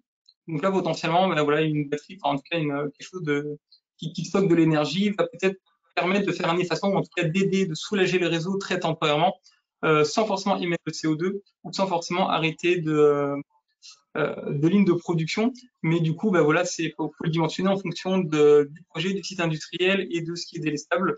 Et du coup, tout ça avec l'équation économique qu'il y a derrière, comme l'a pu présenter Madame Mailleux avec les résultats de l'appel d'offres, avec les montants mis en face. D'accord. Là, il y a une petite série de questions qui concernent notamment donc, votre implication donc, dans le mécanisme en tant qu'opérateur. Et je dirais, les internautes sont assez curieux de savoir comment vous vous rémunérez par rapport donc, aux effacements. Est-ce que c'est indiscret de vous poser la question ou juste de donner le principe? Pour le modèle économique, pour donner dans les grandes lignes, la puissance effaçable, en gros déterminée sur un projet, sera valorisée, sera vendue auprès de fournisseurs d'électricité qui ont l'obligation d'acheter des garanties de capacité et du coup auprès de RTE via l'appel d'offres RTE. Donc ça détermine le chiffre d'affaires du projet, chiffre d'affaires sur lequel on va rétribuer en fait la majeure partie à l'industriel. Et le delta entre les deux sera notre marge pour notamment nos frais fixes, l'installation du boîtier, etc. Voilà un petit peu de modèle économique. Très bien, ok. Et alors bien sûr, là il y a une question qui concerne la fréquence des demandes d'effacement. Bien sûr, tout est variable, mais actuellement, ça se passe comment en fait pour un industriel? Quel est le rythme des sollicitations concernant donc l'effacement? Alors, le rythme des sollicitations dépend beaucoup des hivers passés. En tout cas, voilà, il y a beaucoup de différences entre qu'on peut avoir sur le passé, entre des hivers qui ont été un peu plus rigoureux ou vraiment plutôt assez chauds. Donc, ça dépend vraiment de ça. Ça dépend aussi des capacités de production. Mais voilà, l'effacement, c'est aux alentours de quelques dizaines d'heures sur tout un hiver à peu près. Très bien. OK. Très bien. Ben, écoutez, je vous remercie pour tous ces compléments d'informations. Donc là, je vous propose en fait si vous pouvez rester présent encore avec nous, eh bien de pouvoir encore intervenir et répondre à d'autres questions qui vont se poser à la suite de ce webinaire. Et donc, maintenant de laisser place à l'ADEME, donc, et notamment donc, à Tristan Hubé, pour nous parler donc des différents mécanismes et outils qui existent pour déterminer le potentiel d'effacement sur un site industriel, et notamment donc de nous introduire l'expérimentation Expedite. Donc, je vais laisser donc la parole à Tristan, qui, je vois, l'écran est déjà partagé. Donc, c'est bon, Tristan, tu peux y aller. Merci. Merci Jean-Marc. Bonjour à toutes et à tous. Donc, je suis Tristan Hubé, coordinateur scientifique et technique au service industrie de l'ADEME, et je travaille notamment sur les thématiques de l'efficacité énergétique et de la décarbonation en industrie. Pour commencer, je vous rappelle 3 livrables disponibles sur le site internet de l'ADEME. Une première étude qui est sortie en 2017, l'effacement de consommation électrique en France, dont l'objectif était un petit peu de caractériser et d'évaluer le potentiel d'effacement électrique dans l'industrie et dans le tertiaire. En apportant une vision un petit peu quantitative, mais aussi en intégrant des aspects qualitatifs tels que les usages effaçables, les contraintes techniques et les contraintes économiques. Je vous ai ressorti un petit peu le zoom du graphique qui présente le gisement technique de courte durée par modulation de process. Et on retrouve un petit peu sur la gauche les secteurs les plus concernés et dont le potentiel est le plus important, que sont donc la métallurgie, la mécanique, le papier, la chimie et l'industrie agroalimentaire. Ensuite, en 2019, avec Enerdigit, on a sorti 2 autres livrables, un guide technique à destination des industriels, la flexibilité électrique en industrie, qui a pour objectif de favoriser l'appropriation des dispositifs d'effacement pour les consommateurs industriels, et un cahier des charges d'audit d'effacement électrique dans l'industrie, qui, lui, est à destination des bureaux d'études et qui est là pour permettre la réalisation d'un audit d'effacement et de donner un petit peu une trame, une méthodologie à suivre par les bureaux d'études.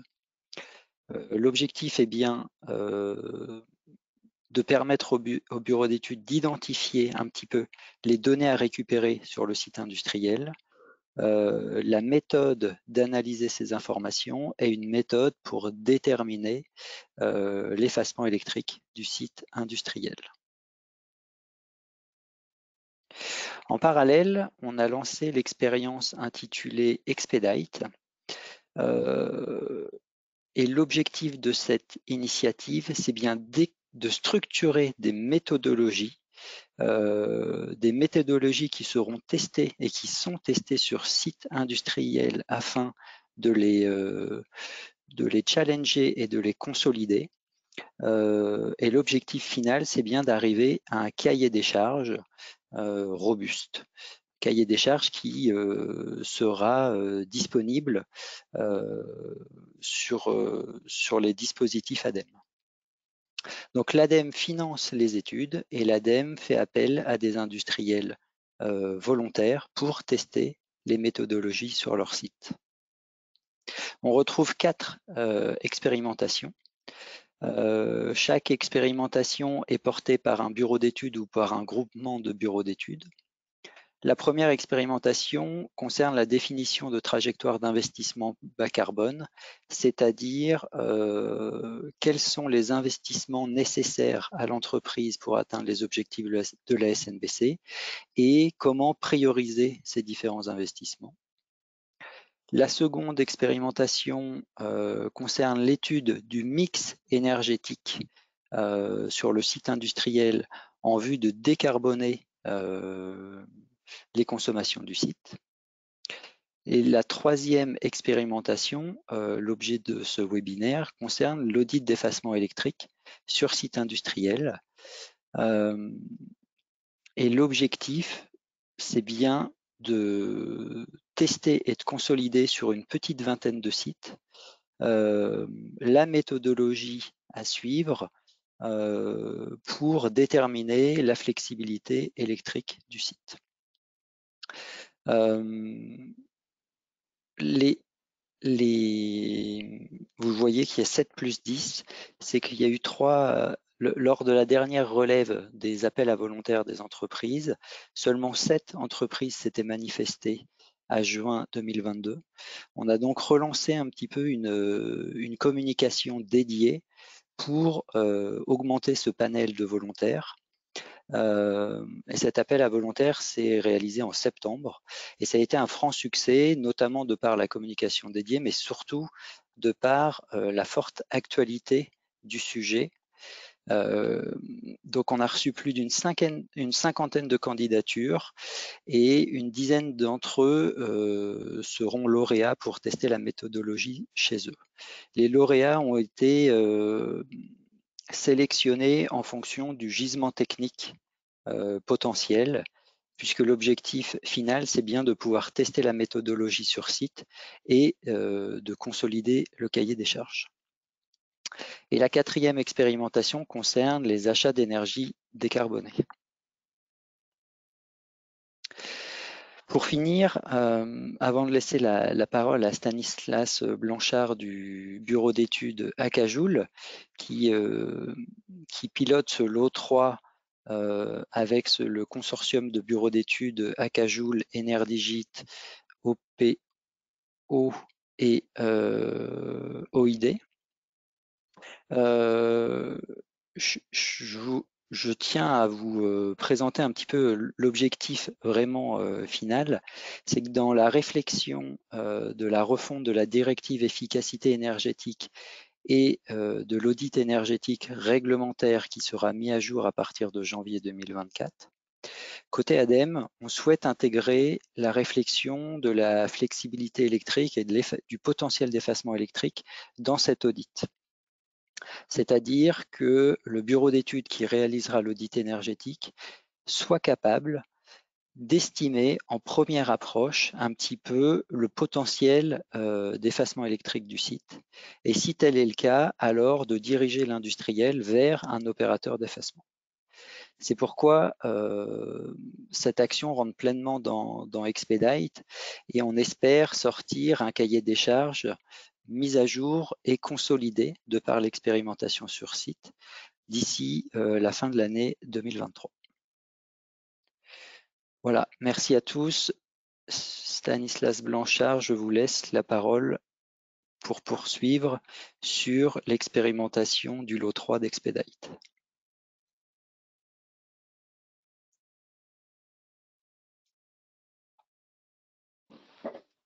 Merci Tristan. Est-ce que vous voyez bien mon écran? Oui, l'écran est visible. Merci. Donc, bonjour à tous, Stanislas Blanchard, donc responsable du... Pardon de vous couper, Stanislas, on ne voit pas votre écran. Je pense qu'il faut juste... Alors, attendez. Alors, de mon côté, moi, je le vois à l'écran. Également. Ah, bon, bah, c'est de mon côté. Alors, pardon, excusez-moi. Pas de souci. Oui, donc Stanislas Blanchard, je disais, je suis responsable du pôle conseil pour les entreprises et les industries en efficacité énergétique de l'entreprise Akajoule, dont je vais vous dire quelques mots. Et puis je reviendrai ensuite sur les premiers retours d'expérience du lot 3 du programme Expedite de l'ADEME, donc qui consistait effectivement à tester la méthodologie d'audit d'effacement qui est aujourd'hui celle suivie par l'ADEME. Et puis nous parlerons également un petit peu résultats sur les premiers audits puisqu'ils sont terminés, et donc j'aurai quelques chiffres à vous présenter. Voilà, Akajoule, on est un cabinet de conseil d'une quarantaine de collaborateurs situés principalement dans l'Ouest et puis récemment à Valence, et on est notamment expert sur le volet données énergétiques avec un pôle digital et instrumentation assez important. On va voir que c'est un sujet majeur de ces audits puisqu'on a besoin de données pour pouvoir faire du bon travail et sortir des potentiels d'effacement. Très rapidement, puisque l'ADEME vient d'en reparler, cette expérimentation, elle visait bien à tester une méthode et à la tester sur des sites industriels qui n'étaient pas a priori des candidats faciles à l'effacement. Donc c'est bien l'objectif d'aller étudier des cas complexes et faire émerger de nouvelles flexibilités qu'on ne pourrait pas connaître de manière évidente. Donc pour cela, on a appliqué la méthode actuelle de l'ADEME et on la critique au fur et à mesure des audits pour l'enrichir et puis bien sûr pour aussi peut-être sortir des règles avec des secteurs industriels où on pourrait appliquer de manière simple une méthode pour trouver facilement des potentiels d'effacement. On voit là dans ce qui est rappelé sur ce slide que notamment le temps de réalisation de l'audit est de 9 semaines. On prévoit notamment du temps pour aller chercher de l'information, notamment des données de consommation énergétique et aussi des informations sur la manière dont les usines conduisent leur activité. Il y a un volet bien sûr sur site pour aller voir les installations consommatrices d'énergie et puis leur fonctionnement. Le livrable final de ces audits pour l'industriel, c'est une estimation de son potentiel d'effacement, à la fois en puissance, mais aussi de la rémunération auquel il pourrait prétendre auprès d'un opérateur d'effacement. Sous-entendu, si le résultat de l'audit est positif, c'est pas toujours le cas. Il y avait un attendu côté ADEME, c'était que les industriels soient formés sur le volet énergie, avec notamment une personne qui avait fait pro RFI pour être référent énergie. C'est un élément un petit peu clé de la démarche, puisqu'on va avoir besoin d'informations assez précises et détaillées pour faire un bon audit. Et donc, c'est toujours plus facile si les interlocuteurs avec qui on travaille sont première langue énergie.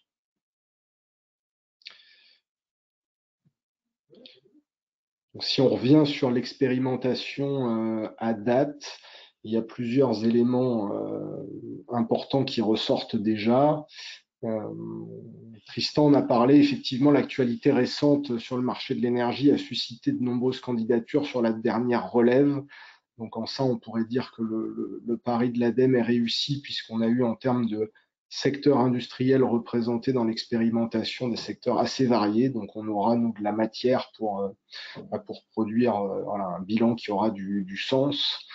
On a rencontré à la fois des gens de l'agroalimentaire, de la mécanique, un petit peu de chimie, le monde des déchets, métallurgie aéronautique, fonderie, du plastique, du tissage et même quelques sites d'extraction d'eau minérale.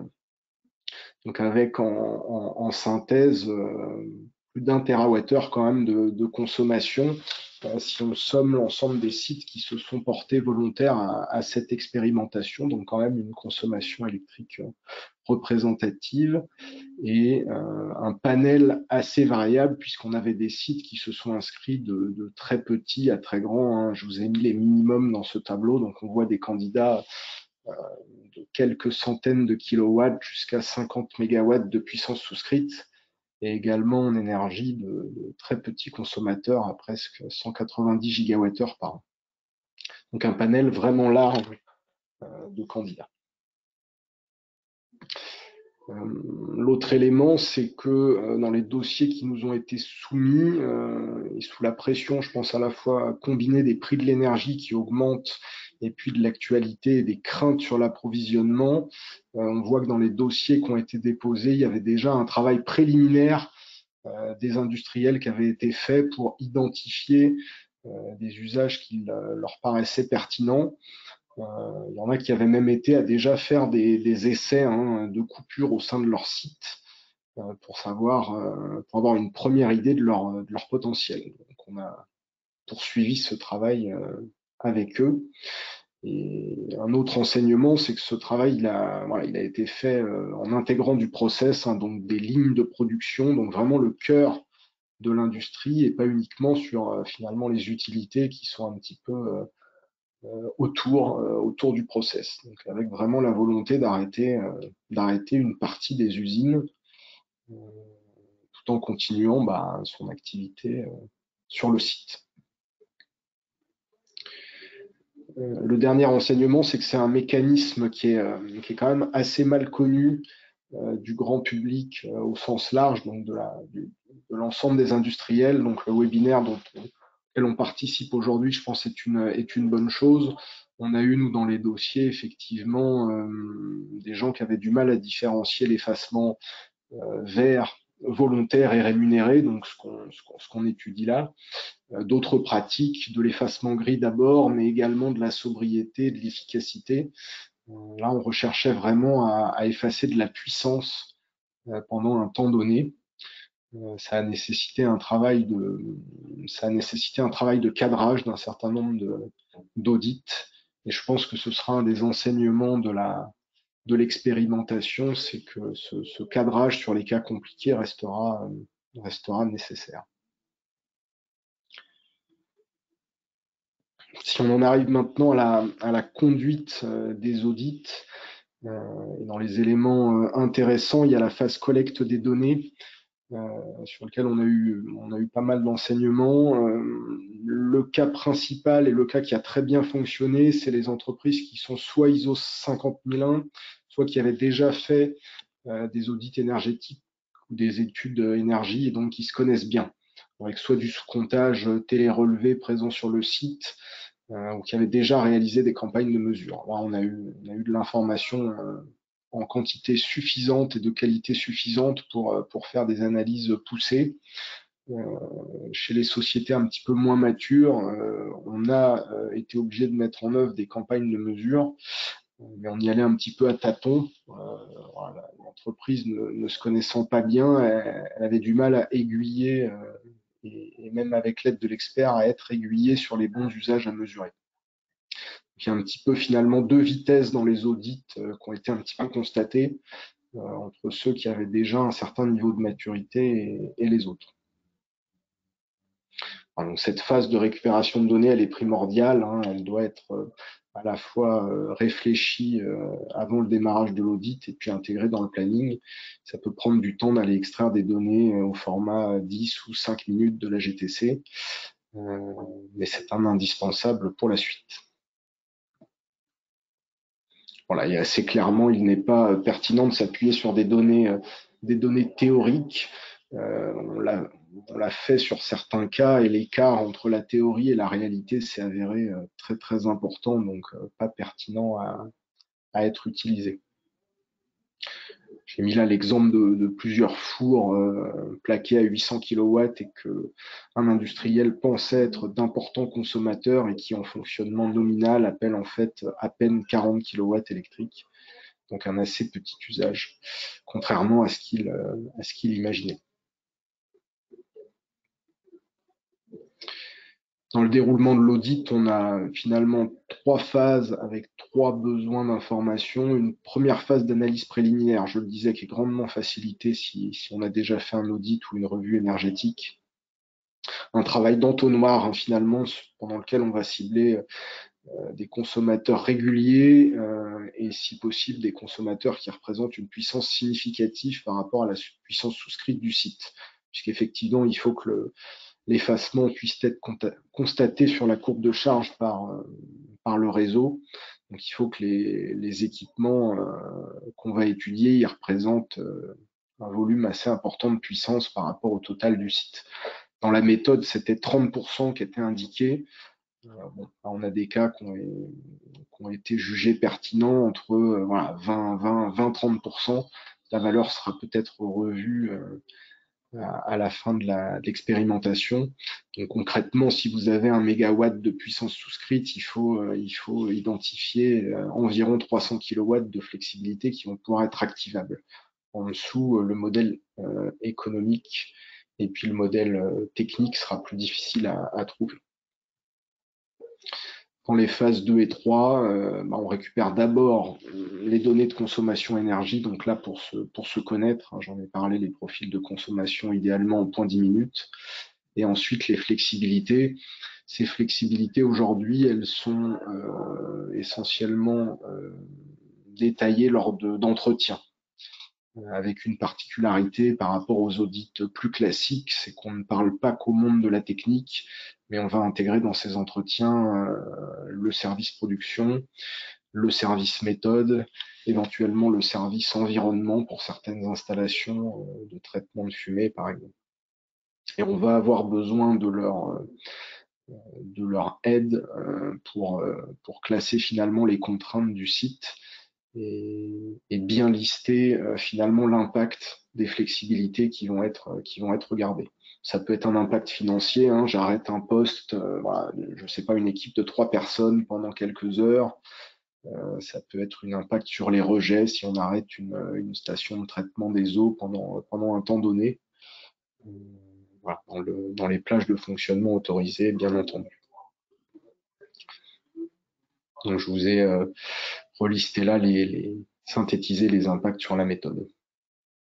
Dans les sites complexes, le besoin d'avoir cette bonne connaissance des consommations, sinon la réalisation de mesures, la documentation détaillée des contraintes process. On a rarement récupéré des documents tout faits lors des études. Il a fallu finalement écrire ces règles suite aux entretiens. Et puis une méthode qui fonctionne beaucoup par étapes.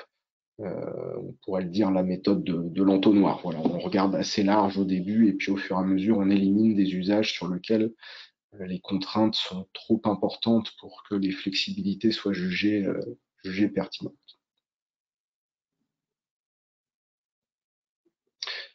Dans les industriels qui aujourd'hui sont entrés dans l'expérimentation, on a finalement les usages suivants qui ont été assez intéressants. Dans les industries agroalimentaires, on a 3 catégories qui sont ressorties comme très pertinentes. Tout ce qui est production frigorifique sur lequel on joue sur l'inertie, hein, que ce soit pour du stockage de produits finis et de matières premières ou pour du process, voilà, du refroidissement de produits.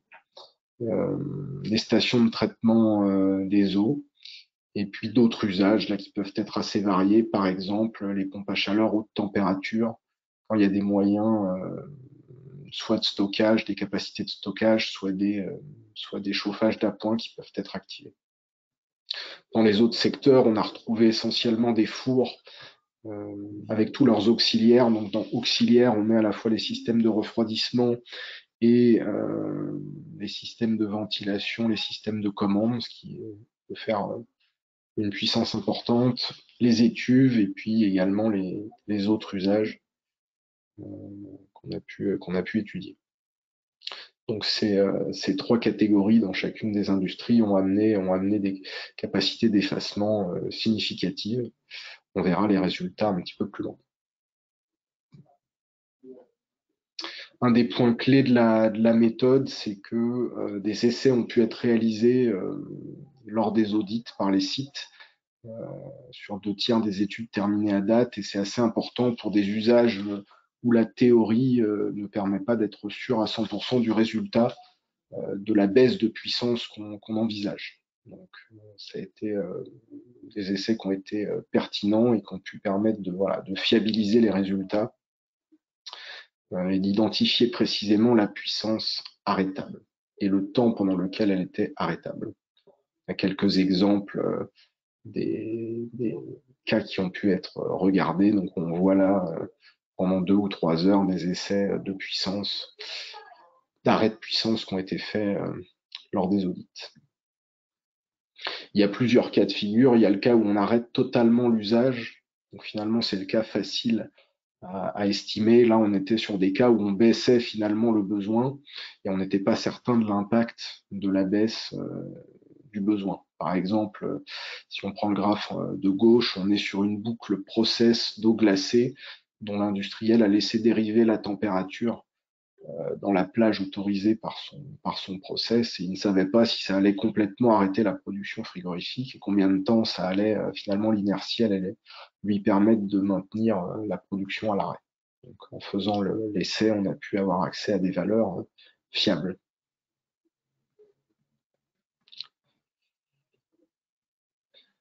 Un autre enseignement, c'est que ces tests ont été plutôt concluants, hein, presque 70% ont montré un potentiel d'effacement significatif. Ça veut dire que les phases amont de la méthode qui avait été mise en œuvre étaient pertinentes et qu'on avait identifié des usages qui avaient un bon potentiel d'effacement sur les sites. Malgré ça, une des difficultés reste que les potentiels sont assez diffus, hein. On a souvent un nombre d'équipements assez important qui vont devoir être activés pour atteindre les 20 ou 30% de puissance souscrite dont je parlais tout à l'heure. Ce qui peut chez certains être une contrainte trop importante et qui mène à ne pas considérer l'effacement comme économiquement et techniquement réalisable. Et souvent, les premiers équipements auxquels on pense en termes de puissance, ils sont finalement mis de côté au cours de l'audit parce que les contraintes auxquelles ils sont sujets sont trop importantes. Si on le dit autrement, ça nécessiterait d'arrêter tout le site et donc c'est pas, en termes économiques, c'est pas du tout pertinent. Aujourd'hui, on tourne plutôt entre 15 et 20% de puissance potentielle arrêtable plutôt que les 30% qui étaient la cible initiale.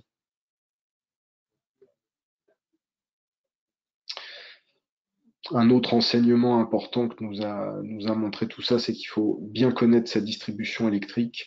On peut effectivement, historiquement, avoir plusieurs points de livraison sur son site ou ne pas maîtriser son point de livraison sur des sites industriels assez importants qui ont été redécoupés. Et ça ne permettra pas de faire de l'effacement. Donc ça, c'est vraiment un prérequis minimum pour pouvoir se lancer dans cette démarche. Les tests, j'en ai parlé, et puis effectivement, ce qui est conseillé, puisque là, on a plutôt fait aujourd'hui des tests individuels sur chacun des équipements sur lesquels on avait vu un possible potentiel, c'est de faire un test final. On n'a pas pu le faire là dans les audits, mais ça paraît une étape importante avant de contractualiser avec un opérateur d'effacement. Peut-être que sur la dizaine d'audits restant à réaliser, on pourra réaliser ce test final et fiabiliser nos calculs. En conclusion, sur 3 des sites étudiés, on voit là le résultat. Au moins 3 profils calculés à chaque fois, donc avec des potentiels d'effacement de 2 à 10 heures par jour sur des puissances allant de 70 à presque 1 mégawatt. Sur ces 3 cas, on a 2 cas qui ont été concluants, les 2 premiers profils où le potentiel paraît activable d'une part d'un point de vue opérationnel et la rémunération et les contraintes paraissent acceptables pour l'industriel. Donc il y aura sûrement une suite. Et le dernier cas, malheureusement, la puissance effaçable est trop faible et trop diffuse et économiquement ce n'est pas viable. Dans ce cas-là, l'industriel ne prolongera sûrement pas l'expérimentation par une mise en application de l'effacement. Donc en conclusion de ça, on peut dire qu'un site, un bon candidat à faire de l'effacement dans les premiers éléments qu'on a vus, est un site qui se connaît bien et qui dispose de données de sous-comptage énergétique électrique et qui a des équipements diffus. Oui, ça c'est souvent ce qu'on rencontre, mais dont la puissance est suffisamment importante pour au moins atteindre 15-20% de potentiel, voilà, que ce soit sur du process ou des utilités. Écoutez, j'en ai fini pour ma partie. On va pouvoir répondre aux questions s'il y en a. Bien, merci Stanislas. Donc là, je vais m'adresser donc à Stanislas et à Tristan pour les questions. Alors, plusieurs questions ont été posées et vous avez donc au cours du temps apporté des réponses par vos présentations, mais je vais les reposer pour certaines d'entre elles, puisque ça permettra à tous les internautes de bénéficier des réponses et peut-être aussi d'aller un petit peu plus loin. Tout d'abord, une question, comment peut-on devenir auditeur effacement dans le cadre du dispositif SPLite? Est-ce qu'il y a encore des candidatures qui sont aussi ouvertes pour les auditeurs déjà, mais aussi pour les industriels qui seraient intéressés donc de participer à cette expérimentation?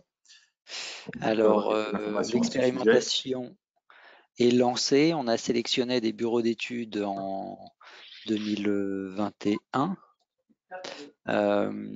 Et les dates de clôture, la dernière clôture pour l'appel à volontaires des industriels datait de juin 2022, mais on avait uniquement 7 candidats pour le lot 3, 7 lauréats pour le lot 3. Donc exceptionnellement, on a réouvert un appel à volontaires en septembre 2022 avec une date de clôture au 1er octobre 2022. Donc que ce soit du côté des bureaux d'études qui accompagnent l'expérimentation ou des industriels volontaires, les appels à volontaires sont clos. D'accord, ok, très bien. Merci Tristan.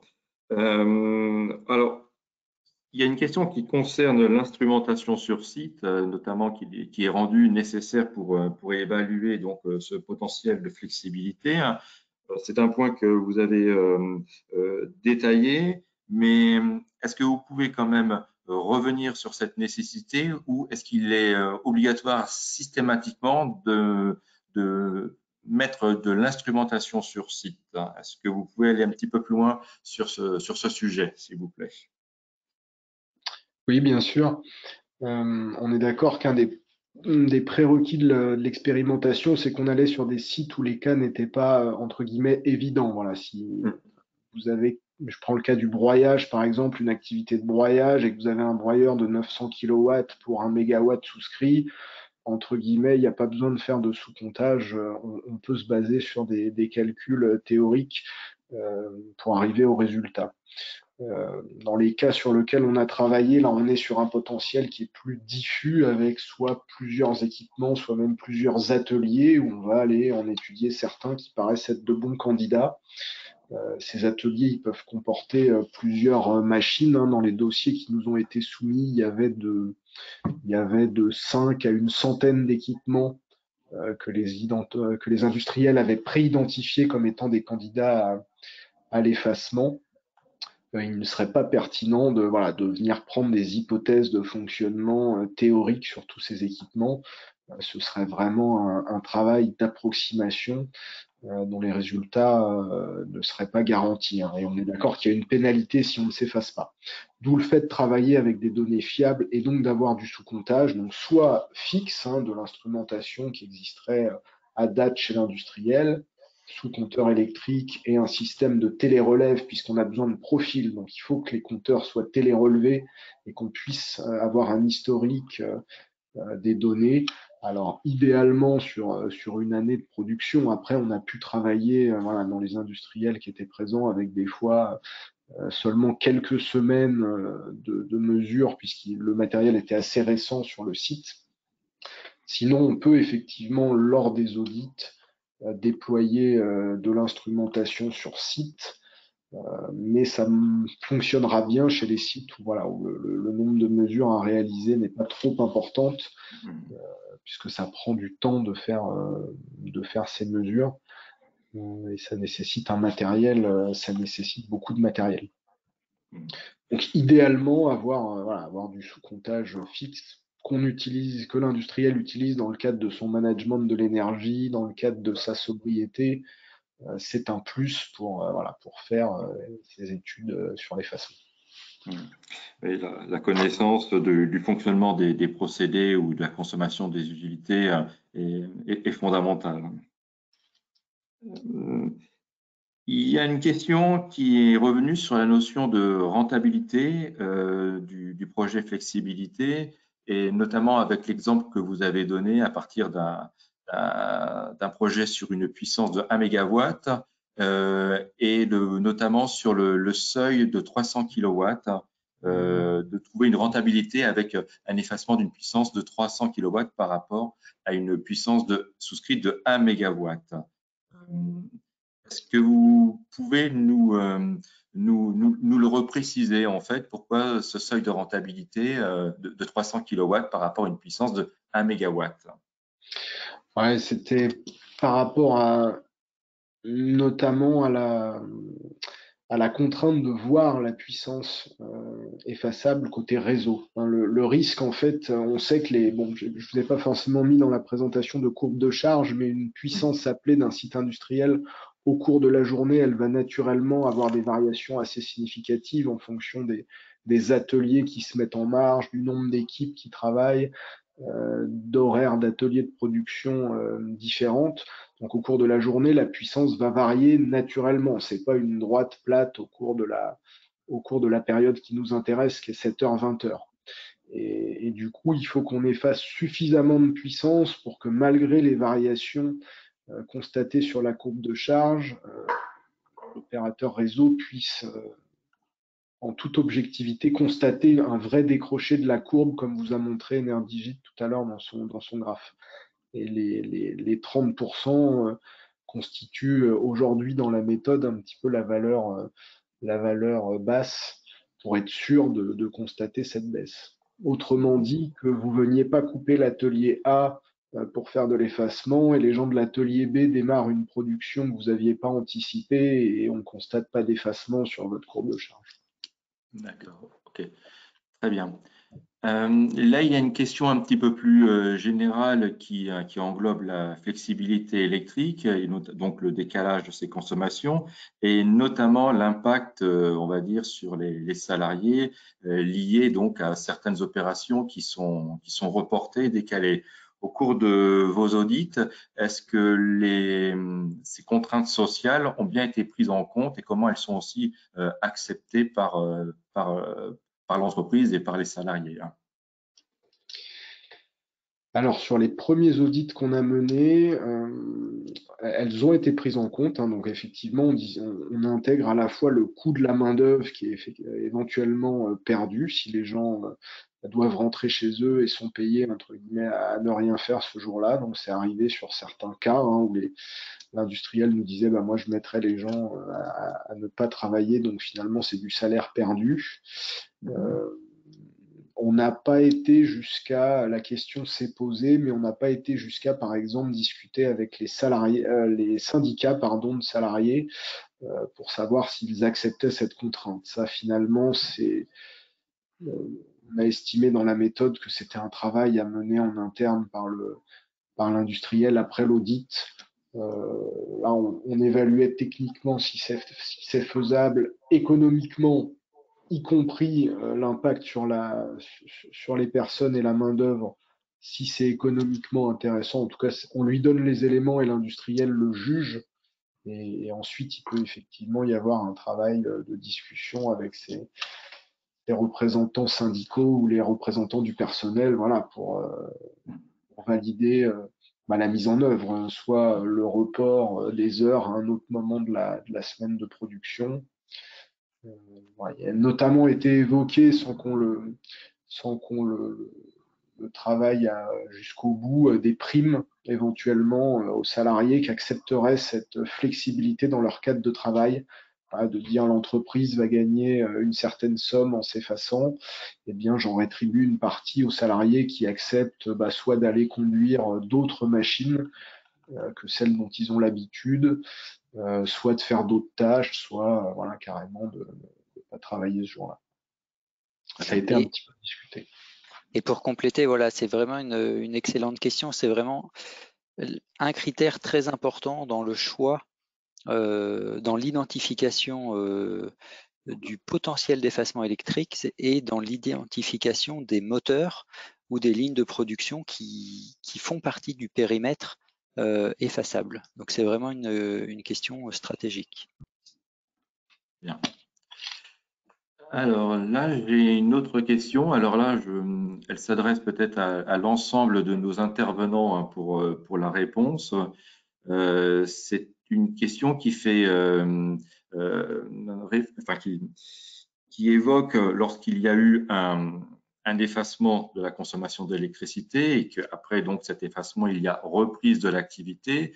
Cette reprise peut conduire à avoir des pics de consommation, donc liés donc à l'inertie des procédés qui doit être rattrapée, etc. Enfin, tout au moins à un surplus de consommation d'énergie.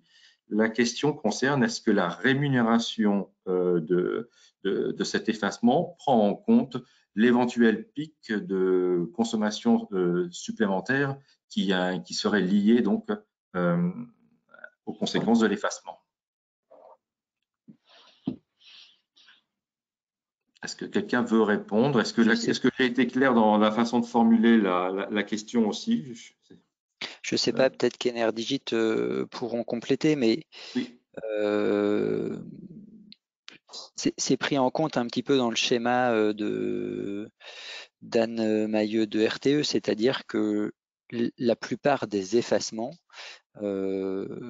pourront faire l'objet d'un rebond, d'une surconsommation ultérieure qui n'interviendra pas en période de forte charge, en période rouge.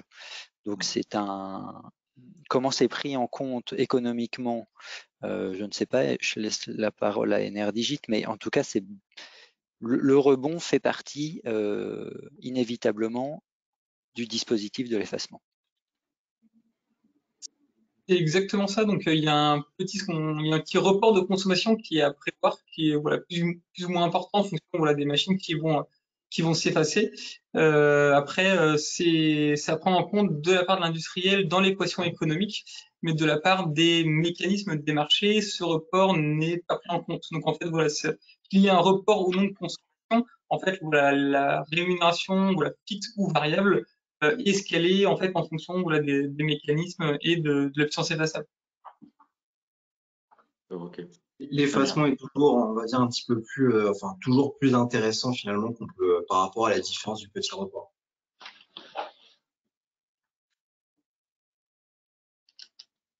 Et alors, une question qui vient juste d'apparaître, justement, ces reports, ces effacements, est-ce qu'ils peuvent être automatisés? Peut-être, on va dire, est-ce une évolution un peu dans un monde plus idéal? Est-ce que vous pouvez donc nous évoquer cette possibilité d'automatiser l'effacement, en fait, hein, ou si c'est quelque chose d'envisageable sur le court terme? Alors, nous, pour le coup, on a au plus tôt les délais de prévenance s'avèrent en 20h30. Ce qu'on vous disait, c'est qu'on peut fournir justement des outils pour automatiser, pour le coup, les effacements. On peut imaginer justement, si on parlait tout à l'heure des groupes froids, stockage froid, on peut très bien imaginer justement pour que ça soit transparent pour les industriels, de servir l'inertie du froid, par exemple, pendant 2 heures, et automatiser, donc couper les groupes froids de façon automatique et les redémarrer de façon automatique après les effacements. Ça, c'est des choses qu'on peut faire. D'accord, ok, très bien. Ok, merci. Est-ce que Quelqu'un d'autre voudrait rajouter quelque chose sur cette question? Oui, sur l'automatisation, en fait, typiquement, l'exemple d'Enerdigit est bon, c'est-à-dire que Enerdigit est capable d'arrêter un groupe froid et de le redémarrer à distance. Cependant, il y a toujours quand même une action manuelle de décision, qu'elle soit prise par l'opérateur d'effacement ou par l'industriel sur site, peu importe. Mais il y aura toujours l'action quand même de décision pour le compte ou par l'industriel lui-même. Très bien. OK. Merci bien pour ce complément d'information. Donc, je pense que nous avons fait le tour des questions qui étaient présentes sur le chat. Certaines ont été répondues au fil de l'eau au cours des présentations. Donc, il est presque 16 heures, donc le temps de ce webinaire sur la flexibilité est donc imparti, comme on dit. Donc, il est venu le temps pour moi de remercier eh bien tous les internautes qui se sont connectés à ce webinaire. Vous avez été relativement nombreux, hein, puisqu'on a atteint, en tout cas je l'ai vu à un moment, les 170 personnes présentes à ce webinaire. Donc je vous remercie pour votre présence. Et je tiens aussi donc à remercier l'ensemble de nos intervenants hein, qui ont pris le temps de partager leur savoir, leurs connaissances et des retours d'expérience sur la flexibilité électrique, sujet qui est pas tellement d'actualité aujourd'hui. Et je pense que vous l'avez bien compris, la flexibilité, ça concerne donc tout le monde, les grandes entreprises, les petites entreprises. Donc, vous avez donc possibilité donc de pouvoir utiliser ce dispositif pour vos entreprises. Eh bien, je vais